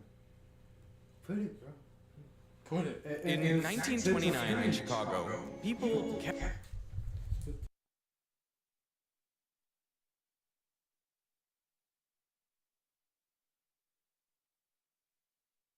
mysteriously dying inside their homes. It took 15 deaths for the authorities to realize that these people were getting killed by their fridges. Because fridges back then were no longer just boxes of ice. Instead, they relied on a chemical looping through the back to stay cold. And the best chemical for this job was methyl chloride, a toxic and virtually odorless gas. So if it somehow leaked from the fridge, it could kill you without warning. Other fridges used flammable gases instead, so a leak combined with a spark from the stove, and your house could suddenly go up in flames. So one company tried to solve this problem, but in the process, they accidentally created a seemingly magical substance. Soon, it made its way into a huge range of products, which were so popular, they ended up in nearly every home in America. But what people didn't know was that these products came at a price. The chemicals used to make them were being released into the environment, slowly poisoning everyone on the planet, including me. You have high levels of a chemical you never heard of. It shocks me. Like, where could this have come from? Almost every living creature, from polar bears to birds to fish, massive worldwide contamination by completely man-made chemicals that are fingerprints back to just a couple of companies. This is a video about one of the biggest chemical cover-ups in history. For legal reasons, I want to note that this investigation is based on publicly available documents, recordings, and third-party opinions. All sources are linked in the description. The story all began with an attempt to save lives. In 1936, a chemical company called DuPont set out to find a safer alternative to the gases used in fridges, one that was neither toxic nor flammable. Their lead scientist on the project was a 27-year-old chemist named Roy J. Plunkett. He was experimenting with a gas called tetrafluoroethylene, or TFE. It's a pair of double-bonded carbons, each bonded to 2 fluorine atoms. One morning, as Plunkett was setting up a test, his assistant picked out a cylinder full of TFE and twisted the valve. But nothing came out. Plunkett thought the gas must have leaked, but the cylinder still weighed about as much as a full one, so he grabbed a saw and cut the cylinder in half. Inside, he was shocked to see it was full of a white, slippery powder. So what happened to the gas? Well, what the chemist reasoned was that under the high pressure of the cylinder, one of the double bonds between the carbons in TFE must have broken. And now those 2 carbon atoms each had a bonding site free, so one of them probably grabbed onto a carbon from a different TFE molecule, breaking its double bond, and then that molecule did the same, and the process repeated again and again until all of the TFE was trapped in these long chains. The gas had polymerized into polytetrafluoroethylene, forming this slippery powder. Plunkett just wanted to get rid of it, because it ruined his experiment. But before throwing it out, he decided to do some tests on it. So he tried pouring water on it, but the water just beat it off. So he tried acid. Again, nothing happened. Then he tried the strongest base he had, but that wouldn't melt it either. Plunkett went through all of the solvents in the lab, but the powder remained intact. It wouldn't melt, corrode, or react with anything. It was seemingly indestructible. The reason it was so indestructible was because of this bond, the carbon-fluorine bond. See, out of all of the elements, fluorine is the greediest, the most electron-hungry atom. Its outer shell is a single electron away from being complete, which would make it perfectly stable. So fluorine really, really wants that electron. And because it's so small compared to most other elements, the protons in its nucleus can get close to the electrons of other atoms. And because of their positive charge, they pull on them really hard. So near a carbon atom, fluorine grabs onto one of the carbon's electrons to complete its outer shell. And this keeps the 2 atoms bonded together. But the fluorine isn't done there. It keeps tugging on the carbon's electrons, pulling them closer to itself, which makes fluorine slightly negatively charged and the carbon slightly positive. So now there's an electrostatic attraction that makes this bond even stronger. Now, in reality, electrons behave more like fuzzy clouds than the orbiting points in this animation, but the principle still holds. In terms of energy, this is actually the strongest single bond a carbon can form. So if other atoms or molecules get close, they're essentially ignored. And Plunkett's magic powder was completely covered in carbon-fluorine bonds, so it hardly reacted with anything. Okay, so he's got this incredibly nerd stuff. Was he really trying to get rid of it? He actually didn't know what to do with it, because like, what do you do with a material that doesn't, react with anything? But luckily, his employer, DuPont, they were actually working with the US Army on the Manhattan Project. So they were refining uranium and plutonium, because of course there's a World War II reference in a Veritasium video. You just have to have it. To get the fuel for nuclear bombs, enriched uranium, you first have to turn the uranium into a gas, uranium hexafluoride. It was a nasty chemical that corroded everything. So all the gaskets, seals, and miles of pipe in the plant at Oak Ridge had to constantly be replaced, slowing down production. But then DuPont was like, listen, we have this seemingly indestructible chemical, right? It doesn't react with stuff, it doesn't corrode, so maybe we can try and use it against uranium hexafluoride. So they get a bunch of this powder, they cram it together under high pressure to create these cakes, essentially. Now you had a solid of this material that you could machine into gaskets and cylinders that you could push into these pipes. They put these tube linings into the pipe, and boom, it works like magic, like a charm. The uranium hexafluoride was no match for this magic material. As Gordon Fee, the manager of the nuclear weapons plant, put it, there was never a substitute considered, as far as I know. The material worked so well that the Army wanted to use it for everything. The same gaskets and seals were installed into fuel tanks and airplane engines to protect them from oil and water. And weapons manufacturing plants no longer had issues with the corrosive nitric acid needed to make explosives. DuPont saw the potential too, so they trademarked the material in 1944. They didn't trademark it under the name polytetrafluoroethylene, because admittedly, that name kind of sucks. So they took TE from tetra, FL from fluoro, and then they had a bunch of these other miracle materials, rayon, nylon. So they took ON from the end of those, and boom, Teflon. Nice. Okay. It's a good name. Under the Army's order, DuPont ramped up Teflon production at their test plant in Arlington, New Jersey, giving their whole supply to the government. But DuPont struggled to produce enough Teflon to meet the military's demand. As their Arlington scientists put it, the major advantages of polytetrafluoroethylene, solvent resistance, and high thermal stability offer obstacles from the standpoint of ease in fabrication. You could only really mold Teflon into solids, so gaskets, seals, pipes, but you couldn't put it into water to make a spray because it doesn't dissolve in water. They actually didn't know anything that dissolved Teflon, but there was an even bigger problem at that point.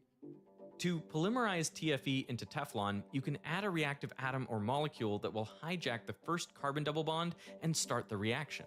This is called the initiator, and the bond formed between it and the first TFE molecule releases a small amount of energy. Then a bit of energy is also released when the next TFE molecule joins the chain, and the next, and the next. And if the process isn't controlled, the reaction gets very hot very quickly. And if it gets above 200 degrees Celsius, TFE rapidly decomposes into carbon and tetrafluoromethane, which releases even more energy all at once. This caused a massive explosion at the Arlington plant in 1944, killing 2 workers. You need a way to dissipate the heat, take the heat away from the reaction without it staying in there and therefore expanding and creating that explosive force. Yeah, and one of the ways to do that was to have the reaction happening in water, because water can absorb a huge amount of energy before it ever heats up. But if you inject TFE into a water cylinder, the gas doesn't dissolve. Even at high pressure, most of the TFE just stays on top. So if you add an initiator, the polymerization is triggered in one place, and so it can still cause an explosion. What you need is some way to disperse the TFE throughout the water first, and to do that, DuPont needed help. In 1951, they purchased a special acid from 3M, the company behind Scotch tape. This acid, called PFOA, looked almost exactly like Teflon. It had a chain of 8 carbon atoms covered in fluorines, but at the other end, there was a double-bonded oxygen and an OH group. That's what makes it an acid. And since there were 8 carbons in the chain, DuPont also referred to the acid as C8.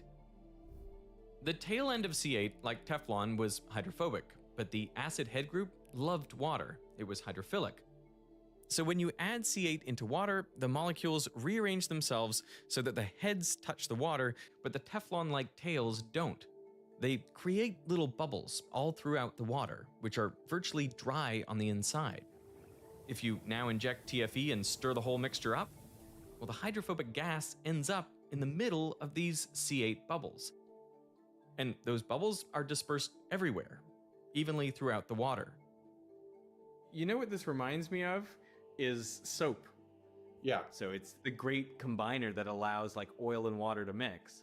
And now if you sprinkle in initiator molecules, the initiator molecules also go into these bubbles. They start the polymerization reaction. So from TFE to Teflon.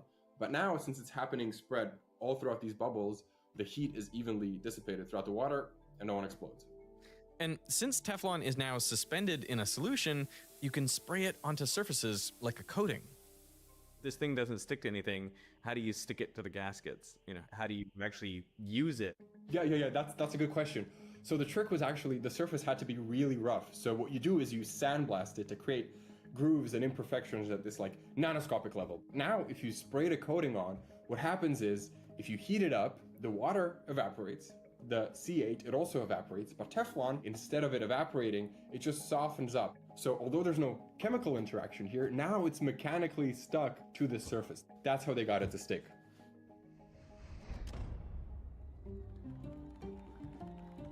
With the war over, the Army lifted the secrecy bans on the Teflon patents, and DuPont was allowed to sell it commercially. And suddenly, people all over the world were coating everyday items in Teflon, trying to create a world-changing product. One day in 1954, a French engineer, Marc Gregoire, tried putting Teflon on his fishing gear to prevent tangles. But then his wife saw him doing that, and her reaction was that this is absolute nonsense. No one is ever going to use this. You should do something that someone's actually going to use. So how about you put it on a pan? Make a pan non-stick. And once these pans hit the market, it was a cooking revolution. Teflon, Teflon, Teflon. And DuPont knew exactly how to market it. Even oatmeal won't stick to Teflon. Hey, neat! Let me try. And it wasn't just non-stick pans. Teflon, C8, and chemicals like it were used in everything. Slipaway contains the magic of DuPont Teflon. Suddenly, we had Teflon stain-resistant carpets and stain protection sprays like 3M's Scotchgard. Jackets lined with Teflon were waterproof and breathable. Gore-Tex is the brand name. Teflon was so inert that medical implants made out of it wouldn't be rejected by the body. It was used to coat the Statue of Liberty's steel framework to save it from corrosion. And even bullets were coated with Teflon to minimize the damage they did coming out of the gun barrel. The term Teflon was so ubiquitous that when the Italian mobster John Gotti was being prosecuted in the late 1980s, none of the charges against him would stick, so he was dubbed Teflon Don. By the late 1990s, the Teflon business generated roughly $1 billion in yearly sales for DuPont. Teflon has a great future, and its uses will be many. The chemicals were everywhere, even where they shouldn't be. There's something wrong with this water. They won't tell us what it is. The man behind the camera is Earl Tennant, a farmer in West Virginia. And this is what they expect a man's cows to drink on his own property. He suspected that something in this creek was poisoning his cows. This is 153 of these animals that I've lost on this farm. You can see the discoloration in the hair here on her neck. And they keep trying to tell me there's nothing wrong with these things. I can call the West Virginia State Veterinarian, and the only thing he asked me is, do you have a good attorney? Earl was desperate, so he hired a lawyer. He came to our offices armed with boxes of VHS videotapes. He started watching these videotapes, and, you know, there was a serious problem here. Something wrong with this cow. Slobber's running clear to the ground. The animals were wasting away, and they were skin and bones, and they had tumors and black teeth, and you could see on the videotape white foam. Oh shit, I'm getting a call. I'm actually getting a call. Alright, let's see who this caller is. Hi, welcome to the show. Oh shit, we lost the call. Damn it. It's saying it's not available, Jared. Go to Google Voice. I have to try it again. Try it again. Why? I just Oh my didn't. God, I didn't you're answer. right, I didn't bro. answer it in time. You're online. Your mic is not. What the fuck? This game is stupid. Like it's stupid. The So dumbest make sure it's- criminals. okay. The dumbest criminals in the world. Bro. Maybe he'll Kid, call kid, back. Kid, Here it goes. kid, can't get it back.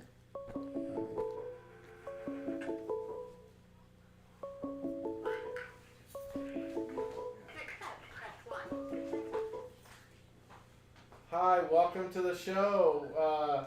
Thanks for calling in. Who do we got on the line here? Rick. Oh, hey, Rick.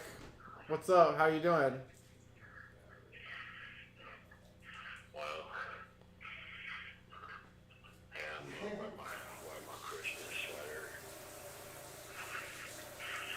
I'm wearing my Christmas sweater, so I guess you could say I have not shot myself again this year. Wow. Well, damn. Don't shoot yourself. It's Christmas, so like, I guess that'd be pretty sad for people to wake up on Christmas and find out somebody that they loved got killed.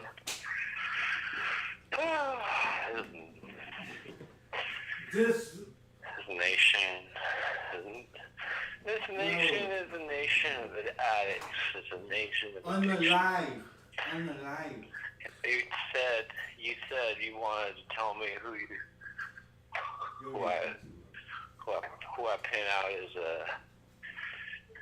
what did you say this show was about?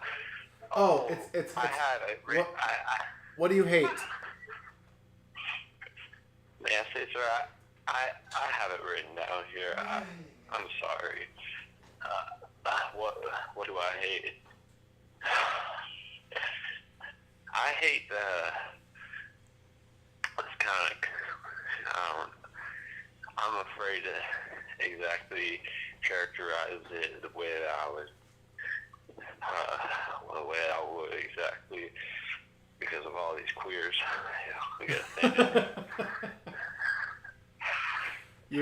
But I'll say it. That is very non-political of you, sir. I'll tell you what I hate. I'll try to make it clear. What do you got against what do you got against the gay folk? No, I said clear, not queer. Oh, you said what? So I try to make it clear, not queer. Oh, try to make. Oh, okay. I thought you said something else. Okay. Yeah. Okay. No, yeah. sir. Yeah. Be careful. Yeah. Careful what. Careful what you say. Listen, I'm gonna read what I wrote down here. I wrote down here. Is your friend speaking? I wrote down here. Pardon me. May I say I'm a little bit moody around the holidays. I hope you can understand that. No, absolutely. Go right ahead, sir. You're our first caller, so I'm excited to have anyone call in. Blow out some steam. Well, I wrote it down here. I used the red pen. the red pen. It says this. I watched 2 movies last weekend. One of them was The Santa Claus, starring Tim Allen. And the other one was Jingle All the Way, starring Arnold Schwarzenegger. I refuse to say the last name. Arnold Schwarzenegger N-word. Like I said. Anyway.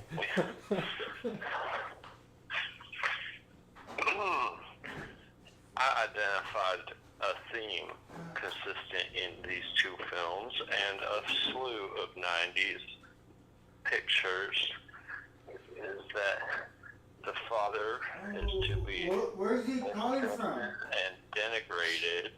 Excuse me, I'm speaking, sir. Where I come from, a man gets to unburden himself in good company. And these movies, as I was saying, do seem to project the image of the father as sort of hapless and cucked. May I say cucked on this? No, yeah, absolutely. May I say Yeah, cucked? yeah, helpless and cucked, for sure. I think that some of these 90s movies, like Liar Liar and Jingle All the Way, and the Santa Claus, they seem to all portray the father figure as a hapless, pathetic, some kind of, well, some queer.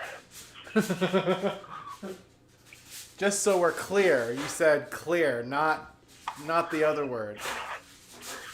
Some kind of, I did say the slur, sir.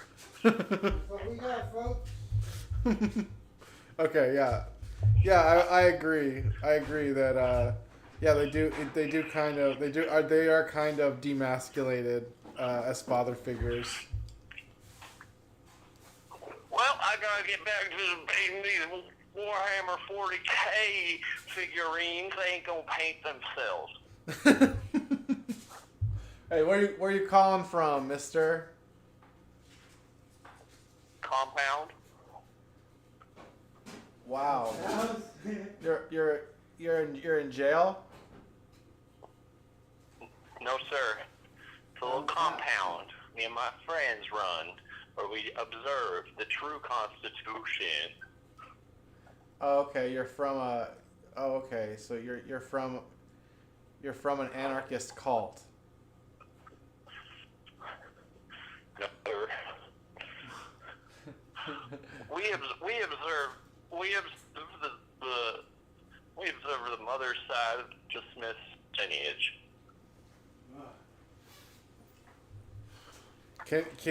Does your group have a name, or is it just like a commune, like a commune compound?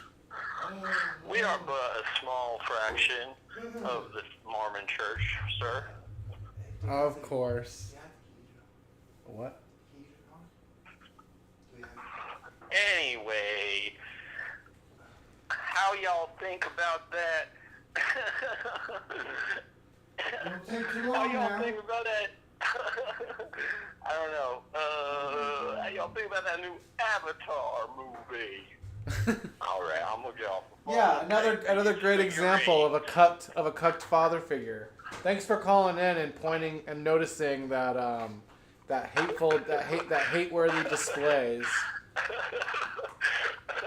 Yep. And fuck Kathleen Kennedy. Yeah, good call. Yeah, fuck Kathleen Kennedy. I agree. Bye. Bye. Thanks for calling in. Seemed like a lovely gentleman character. Yeah. You know, well devoted. You know, I mean, besides hating gay people, he's got some pretty, I would say, reasonable opinions. Can we continue with this? Yeah, all right, let's continue with how one company secretly poisoned the planet. Yo, I heard you got a call from Rick Simpson. Yeah. No, it wasn't Rick Simpson. No, Rick Simpson? Wow. No way. No. Did he tell you about what's in the oil? No. No, it was some guy. Some guy? It was some guy, like, who said that he doesn't like how father figures are demasculated in movies. Sounds like a fag. You're blowing it. I mean... All right, people. That was a decent call, but we could probably get some better calls if you wanted to call in and share what you hate about the world or about anything that you want to express your hatred for. We're gonna continue the one how one company secretly poisoned the planet video that Hernan is showing us as part of his what he wants to present that he hates about the world and the way things are. Let's continue. Coming out of this pipe from this landfill next door with these animals standing in the white foam. The hair on their hooves was being eaten off by whatever was in the water. This is a lower pipe. Do you see what's coming out of it? It was a discharge pipe and it had the marking of E.I. DuPont de Nemours and Company. And the landfill that pipe was draining from belonged to DuPont's massive factory complex outside of Parkersburg, West Virginia, just 6 miles away. That factory was Washington Works, the first commercial Teflon plant. Oh my God. You know what? I want to say Provided jobs something. for almost You know what? 2,000 people. You know what? I want to say something. That Rick Simpson guy was right, okay?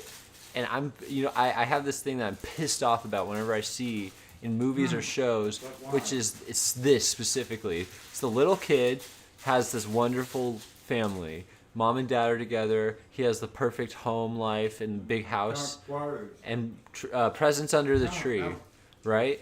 And he's like, but Dad, I wanted the Robo Laser Geek. That's like what it's called in the Frasier episode, whatever.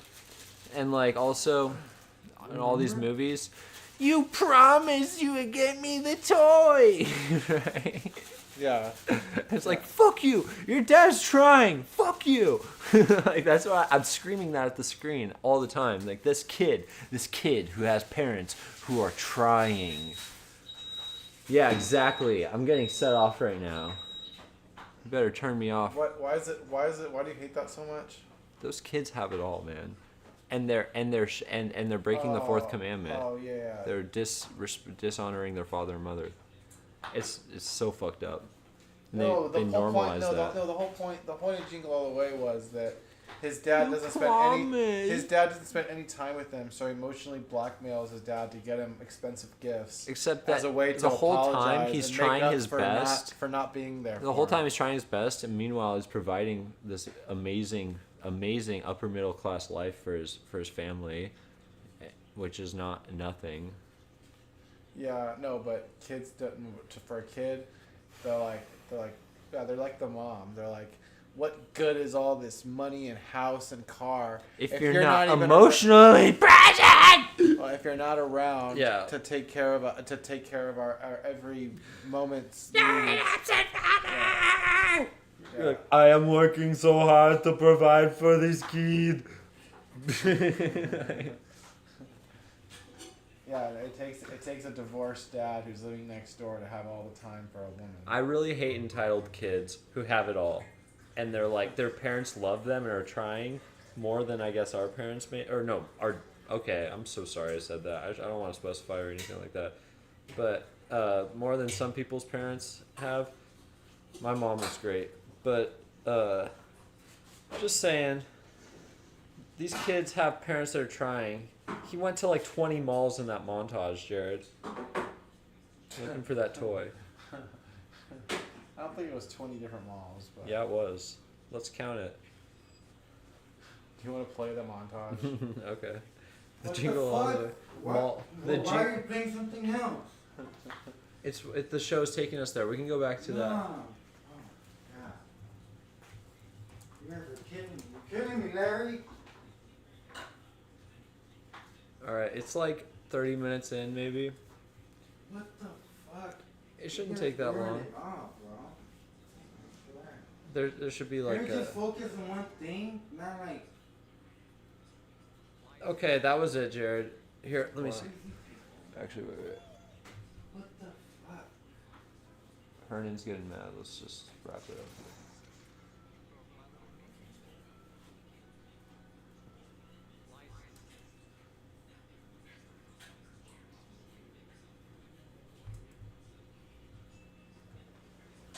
Okay, yeah, he's Watch this. Look how hard he's trying. That's the whole point of this. Look how hard he's trying. He's spending the entire day trying to find this toy. And the kid's like, not good enough. Yeah, he has to make up for being a shitty dad all year. Yeah, but he tried. he wasn't a shitty dad. Look, he provided for his family. That's what I'm trying to say. Anyway, look at this shit. They're all laughing at him like. This movie's pretty funny. Phil Hartman and Sinbad are really funny character actors in this movie. Anyway, Hernan's getting mad. Let's turn it off. Alright, Jared?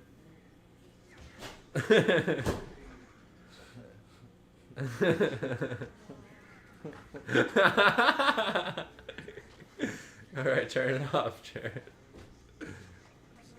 Turn it off. I mean, at least he's still allowed to, like, I don't know. He's a lot more masculine than the characters in movies today. Turn it off. That's for sure. Yeah, that's a really nice house. Yeah, look at that. Look at that. And that's what he gave his kid with his hard work. And the kid's like, not good enough. I wanted a Turbo Man. Exactly.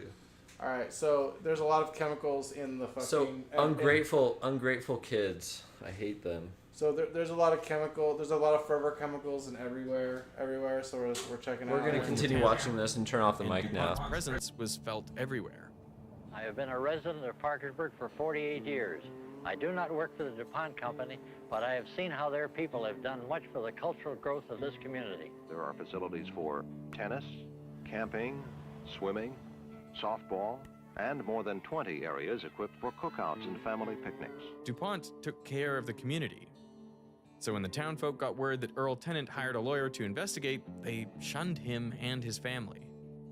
As his sister-in-law put it, we'd walk into a restaurant and everybody in the restaurant would get up and leave. But Earl wasn't scared off, and neither was Rob. I thought this was going to be pretty straightforward. See, the U.S. Environmental Protection Agency, the EPA, dictates exactly which chemicals are safe to be disposed of in a landfill and in what amounts. We would get those records and permits, and it would tell us which chemical was causing this problem.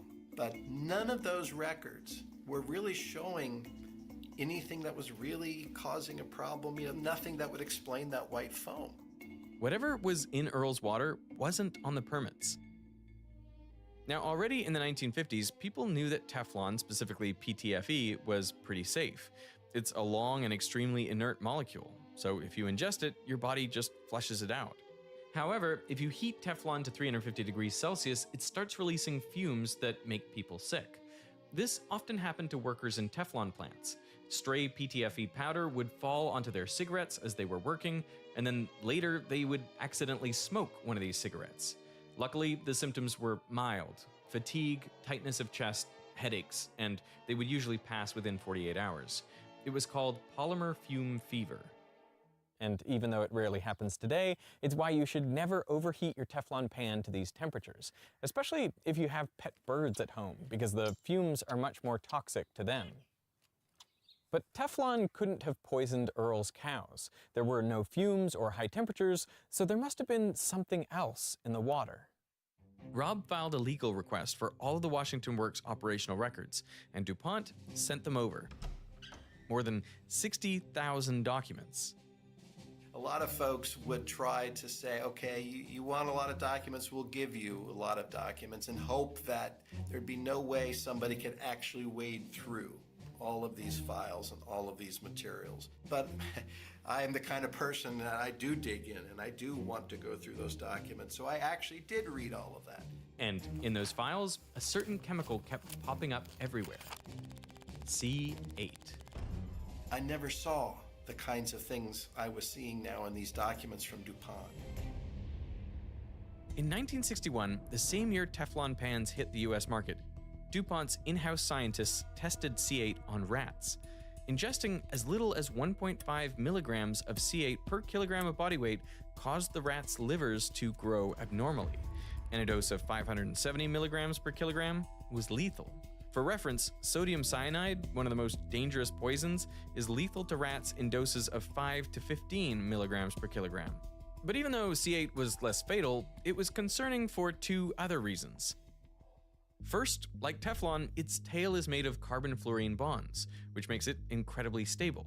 So C8 wouldn't break down in the environment for decades.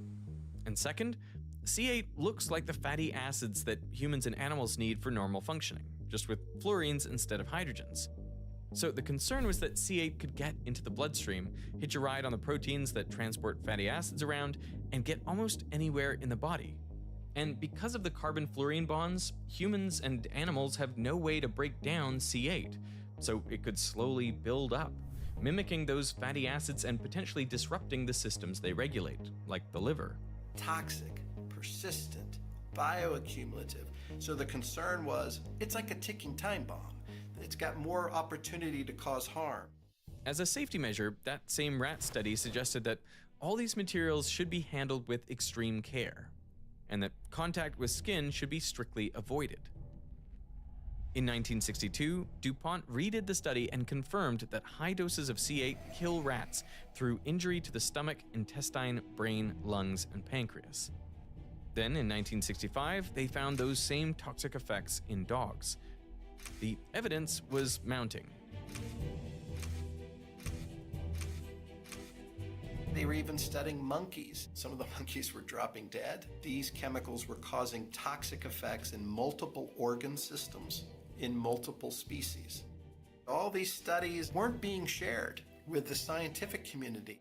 And likely, no one outside of DuPont would have noticed something was wrong if it was not for tooth decay, the most widespread of all diseases.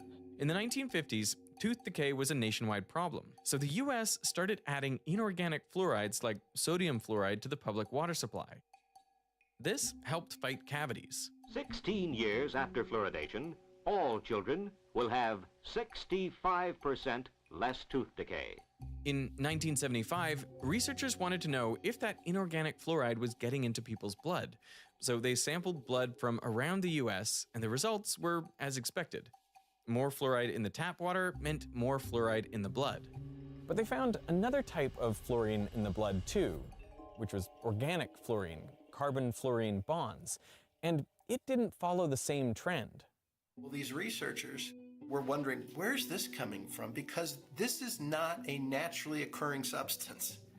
And they did research and they found that 3M was making these organic fluorides, the things like PFOA, all right? So they approached 3M in 1975, asking them, hey, we found this stuff in the general US population's blood, could it be yours? And 3M pled ignorance.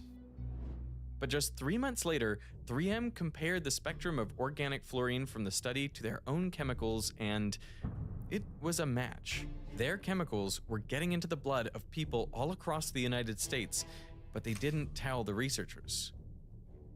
3M and DuPont were worried, so they checked their own workers' blood, and they found that they too were contaminated with C8 at levels 1,000 times higher than those in the study.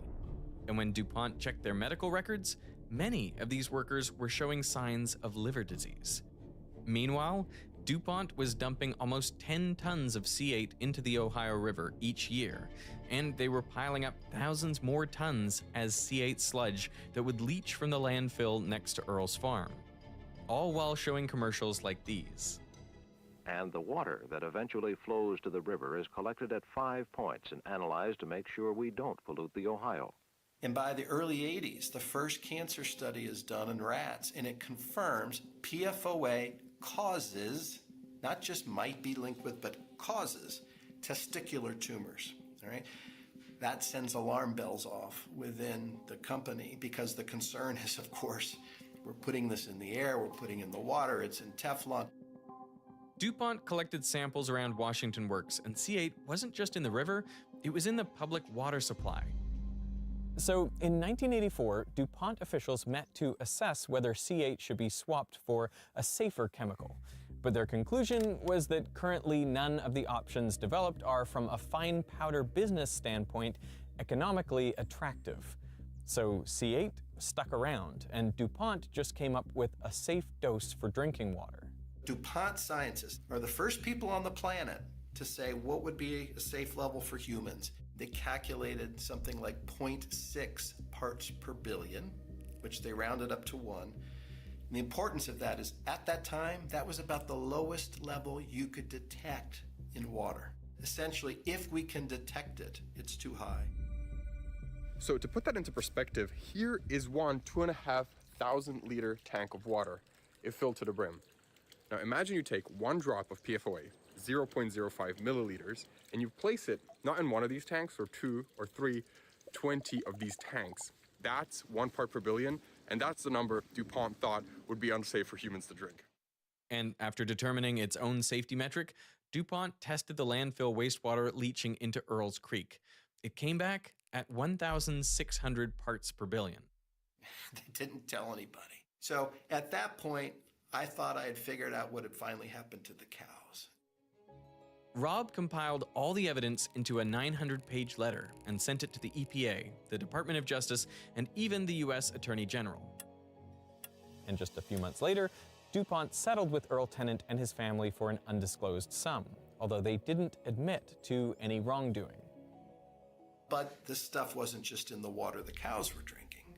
This was in the surrounding community's public wells, right? People around Mr. Tennant, the tens of thousands of people in that community had likely been drinking this for decades and didn't know. So Rob sued DuPont again, now on behalf of the 70,000 people around Parkersburg who were unwittingly exposed to C8. And it wasn't just Parkersburg or West Virginia. In the year 2000, researchers analyzed blood samples from thousands of Americans all across the country. And 100% of those samples came back positive for C8, at an average of 5 parts per billion. But if virtually everyone in the US is contaminated, how harmful could C8 really be? This is exactly what Rob had to find out to have a fighting chance against DuPont. So in 2005, he spearheaded a medical study of everyone around Washington Works. Scientists need to know if the chemical C8 causes any health problems. By completing a health questionnaire and having your blood tested, you can help. Analyzing the blood samples and medical records took 7 long years. And many in Parkersburg passed away before a verdict was even reached, including Earl and his wife Sandra. But finally, in 2013, an independent science panel had the results. They confirmed a probable link between C8 and 6 human diseases, including thyroid disease, testicular cancer, and kidney cancer. And these findings were based solely on the nearby community, with an average C8 blood level of 28 parts per billion. So, for example, an average American male has around a 1 in 43 chance of developing kidney cancer. It's around 1 in 73 for females. But a person with more than 30 parts per billion of C8 in their blood serum might have about double the odds, so roughly 1 in 22 for males and 1 in 37 for females. But the data in many of these studies only included survivors, not people who might have already died from C8 exposure. So the verdict was that the findings must be interpreted with caution. The true risk of C8 might be even higher. Luckily, once these studies were published in 2013, DuPont was pressured by the regulators to phase out C8. And by 2017, they had to pay out over $600 million to victims of C8 exposure, which is a pretty small price to pay for a company that made almost $80 billion in sales just that year. And all throughout, DuPont denied any wrongdoing. But that wasn't the end of it for Parkersburg or anyone else, because DuPont separated its entire Teflon business into a spin-off company, Chemours, that agreed to use a different chemical. So what was it? They simply took C8 and knocked 2 carbons off and started making C6. They called it Gen X. Because it was shorter and had an oxygen atom interrupting the carbon chain, it was expected to be more degradable. So Chemours claimed a dose as high as 70 parts per billion of Gen X in drinking water would still be safe. That chemical gets shipped to the same plant in West Virginia, so now Gen X goes into the air. Gen X goes into the Ohio River. Gen X is found in public water supplies. So Gen X is allowed to come out into the world, be used in Teflon. Then the cancer study is done, which shows Gen X causes the exact same 3 tumors in rats that PFOA did: liver, testicular, and pancreatic. And the fact that its chain is shorter also makes Gen X more mobile, so it could contaminate larger areas. The truth is, we just don't know enough about it, and that's exactly the problem. It took us decades to get to the point of finally addressing C8. They simply tweak it a bit, change the chemical name, All of the science and all of the concern, that's on C8. This is C6 or C9 or C4. You don't have enough evidence that these other ones are bad. This is whack-a-mole. We get to the point where we're addressing one and the new one pops up and we're told we have to start over. And it isn't just C8 or Gen X. They belong to a family of over 14,000 different man-made chemicals, all covered in carbon-fluorine bonds. And companies can make them however they want. C7s, C9s, branched, polymers, acids. The generic term for all of these substances is PFAS, per- and polyfluoroalkyl substances. And like Teflon, they have almost magical qualities. They repel liquids, so PFAS are used to make clothing waterproof. They're also grease resistant, so we coat things like fast food wrappers and microwave popcorn bags in PFAS to prevent stains. Waterproof lipstick and mascara, hygiene products, and even contact lenses have PFAS in them. Even the screen you're watching this on likely has a PFAS anti-smudge coating. The trouble is that the same carbon-fluorine bonds that make PFAS so stable and useful in consumer products also make them incredibly persistent in the environment. Which is why you might also know PFAS under a different name, forever chemicals. They have been found everywhere, from bustling cities to untouched areas of wilderness. Every continent, including Antarctica, has PFAS all over it. Almost every living creature, from polar bears to birds to fish, I mean, this stuff is being found everywhere. So, massive worldwide contamination, but by completely man-made chemicals that are fingerprints back to just a couple of companies. Even though companies knew how dangerous these chemicals were 50 years ago, they decided not to inform the public and the regulators. So we're only finding out about this global contamination now. And there have been many cases where important public health information doesn't get widely disseminated for years. And whenever that happens, media coverage can be inconsistent, which is why I've partnered up with Ground News as the sponsor of this video. Their platform reveals how stories like these are covered across the media landscape. For example, a recent study suggested that 23 million Americans were exposed to forever chemicals through wastewater. But you probably haven't seen the story since fewer than 40 outlets even published it. And take a look at how different some of these headlines are. With Ground News, you can also see that government-funded sources had limited reporting of this story, and only 9% of the publications were right-leaning. So Ground News flagged this as a potential blind spot. It's highlighted on their blind spot feed, where you can see stories that are disproportionately covered by one side of the political spectrum. The whole point of Veritasium is to make videos that get to the truth, whether that's explaining misconceptions or getting to the bottom of potentially dangerous chemicals. Ground News helps us do that, and they can help you too. So if you, like us, care about getting to the truth, go to ground.news/VE or scan this QR code. Our link gets you 40% off their Vantage plan. And now, back to PFAS. Okay, now I want to find out how much of these chemicals is actually in my blood. So I have a little test here. Ugh. I hate the idea of drawing my own blood. Okay, that was pretty easy actually. I was really worried that there was not going to be enough blood coming out. But no, there's plenty. So the question is, how much of these dangerous chemicals are in my blood?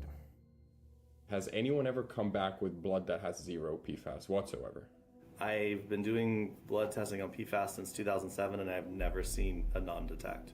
No way. So I hear that 98% of the population has PFAS in their blood, but I'm looking for that 2% that doesn't, because I've yet to see them. That's incredible. I mean, very, very bad incredible, but wow.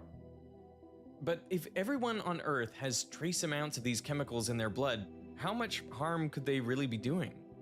I want to make a distinction because it turns out not all PFAS are equally dangerous. You can kind of split them up into two groups. First up, you have long, repeating chains of carbon-fluorine bonds that are tens or hundreds of thousands of atoms long. So stuff like Teflon. These are so big and inert that even if you do ingest them, your body's just going to flush them out. They can't be absorbed into your bloodstream, so you're pretty safe. They're called fluoropolymers because of the long repeating chains of carbon and fluorine bonds. But the catch is, to make these fluoropolymers, stuff like Teflon, you need to use processing aids, things like PFOA or Gen X, and those are the nasty ones. These molecules are 5 to 10 carbons long, which makes them small enough to actually enter the bloodstream.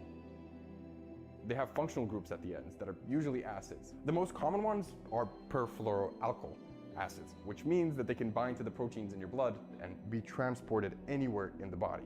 So they slowly accumulate and build up over time.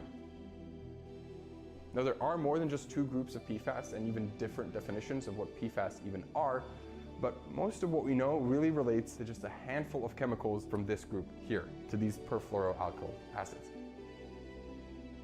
Perhaps the most comprehensive document on PFAS toxicity was published in 2022 by the National Academies of Sciences, Engineering, and Medicine, and it looked at only 7 perfluoroalkyl acids. These are sister chemicals to PFOA, and some of them, like PFOS and PFHXS, were used heavily in the production of stain and water-resistant products, like 3M's Scotchgard, before they too got phased out due to toxicity concerns. The report surmised that if the sum of these 7 acids in your blood is below 2 parts per billion, there shouldn't be any harm. If your level is between 2 and 20 parts per billion, there's a potential for harmful health effects. Although the exact mechanism by which PFAS cause harm isn't fully understood, exposure has most consistently been associated with high cholesterol, a decreased immune system response to vaccines and infections, kidney cancer, and decreased growth in infants. But PFAS have also been linked to dozens of other conditions, and above 20 parts per billion, the risk is even greater. So where do I fall on this graph? Right, so I have the results here. You're not going to tell me what yours were before I see mine? No. All right. You're positive for PFOA. Okay. The level for PFOA for a US person went down from 5 parts per billion around the 2000s to around 1.46, what you have. So you're super average for a US person. Great, okay. The good news is, though, no Gen X for you or for me, which is great. All right, let's go.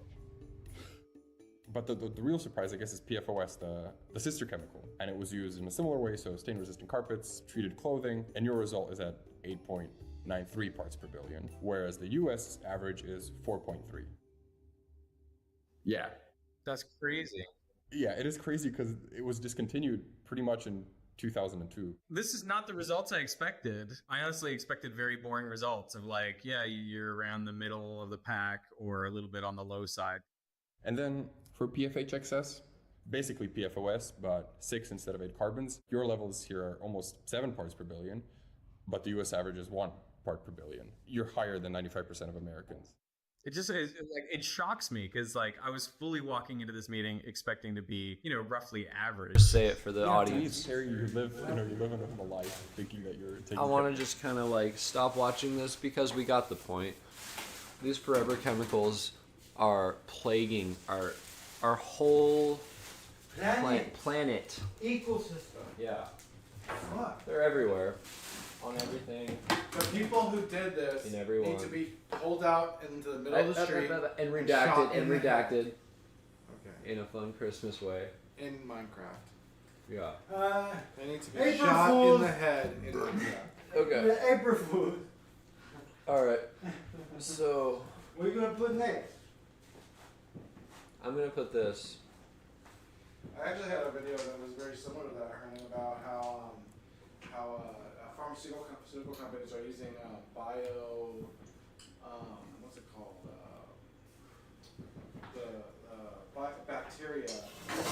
Biobacteria or whatever. It's like the thing that's in yogurt. Uh-huh. They're creating these nano versions of these things to be like gut cleaners or something.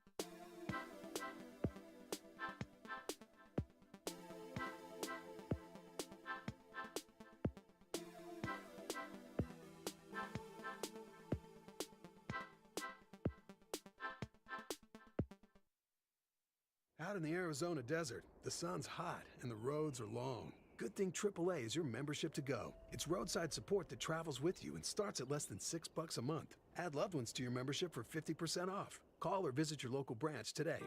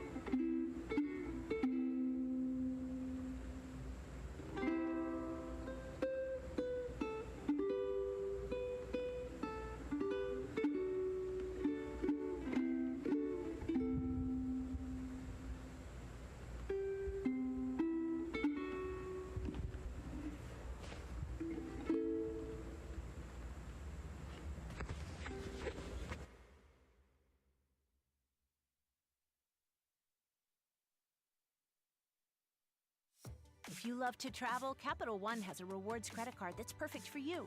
With the Capital One Venture X card, you earn unlimited double miles on everything you buy. Plus, you get premium benefits at a collection of luxury hotels when you book on Capital One Travel. And with Venture X, you get access to over 1,000 airport lounges worldwide. Open up a world of travel possibilities with the Capital One Venture X card. What's in your wallet? Terms apply. Lounge access is subject to change. See CapitalOne.com for details. Traditions are a funny thing. They're why we tailgate in the pouring rain, wear full body paint, and refuse to wash that lucky jersey.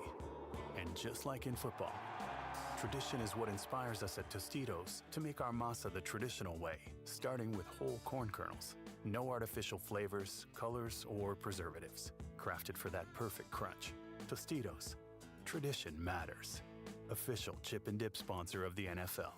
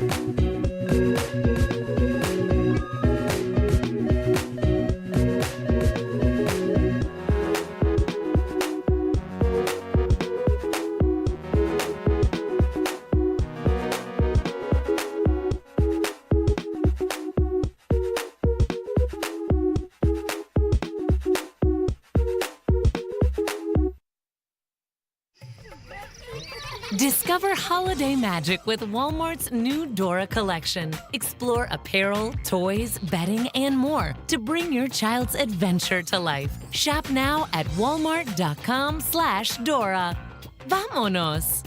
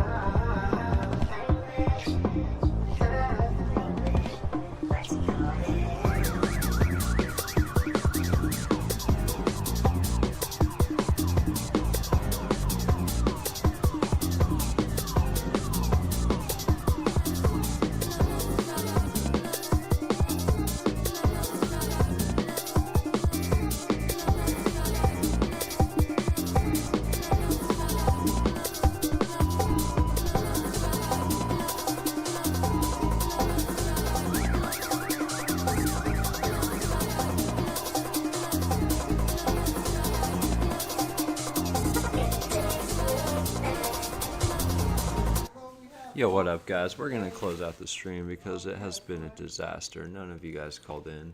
I'm ashamed of all of you, honestly. There was one viewer, and it was probably us watching. But I was going to talk more about the extent of the kind of behaviors that I hate. I could keep going, but it's already a late night. It's a late night. Maybe we'll do a call in and tell us what you hate part 2 someday if we have a higher viewer count or something.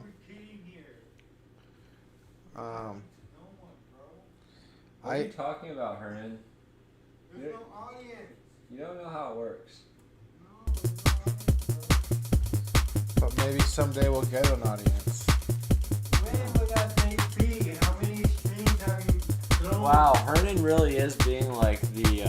I mean, no, but he's right. We should actually eliminate this fucking audio background noise in all of our streams. There's always like feedback. No, actually, I think this was pretty good audio in this one. You think so? Let's listen back. Alright, we'll see. Yeah, but usually you can hear like that. You already ended it? No, it's not ended yet. You definitely got on tape being a negative Nancy about our whole broadcasting careers. Come on, Sam. He's actually speaking truth. Our broadcasters. But I mean, in their way, I think that the technicality sucks, but the content, the essence of it is actually good. But we don't present it. Our rhetoric sucks, and our tech. No, it's not our rhetoric sucks. It's our tech. Our technique sucks. Because we're not good at eliminating feedback or whatever background noise. Alright, you've been listening to Mentally Illness Radio, the failed call-in show. There's one caller. Rick.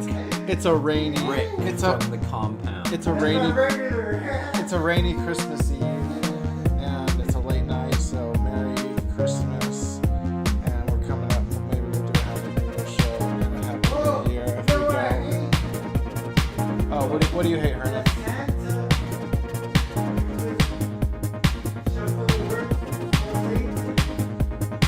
That's not really something to hate.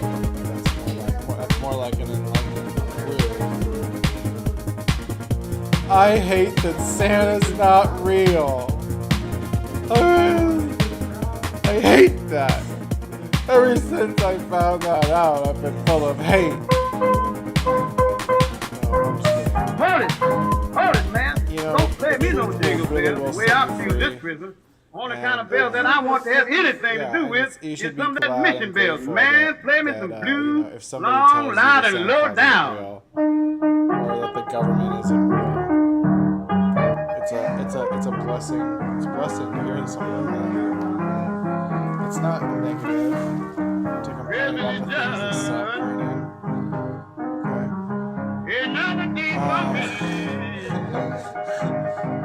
So, anything else there? I think Christmas is just another day for me. When you go to bed tonight and leave out your cookies and milk for Santa Claus, just know that when you wake up tomorrow, death might be your Santa Claus. Well, I won't have a Christmas tree. Sees you when you're sleeping. Baby. He's gonna get you in your If only sleep. I was satisfied. You're awake. Santa Claus. I wouldn't cut my tree, baby. He's got the death scythe because he might be your doom. I miss you so much at Christmas. It might be your Santa Claus. Well, and I want you by my side. Merry Christmas, everyone. Merry Christmas. My thoughts for you, baby. I hope that everybody gets presents and that everybody Always has come a around lovely, Christmas lovely time. family that loves to hear from them and cares about them and calls them at Christmas time and wishes them a Merry Christmas.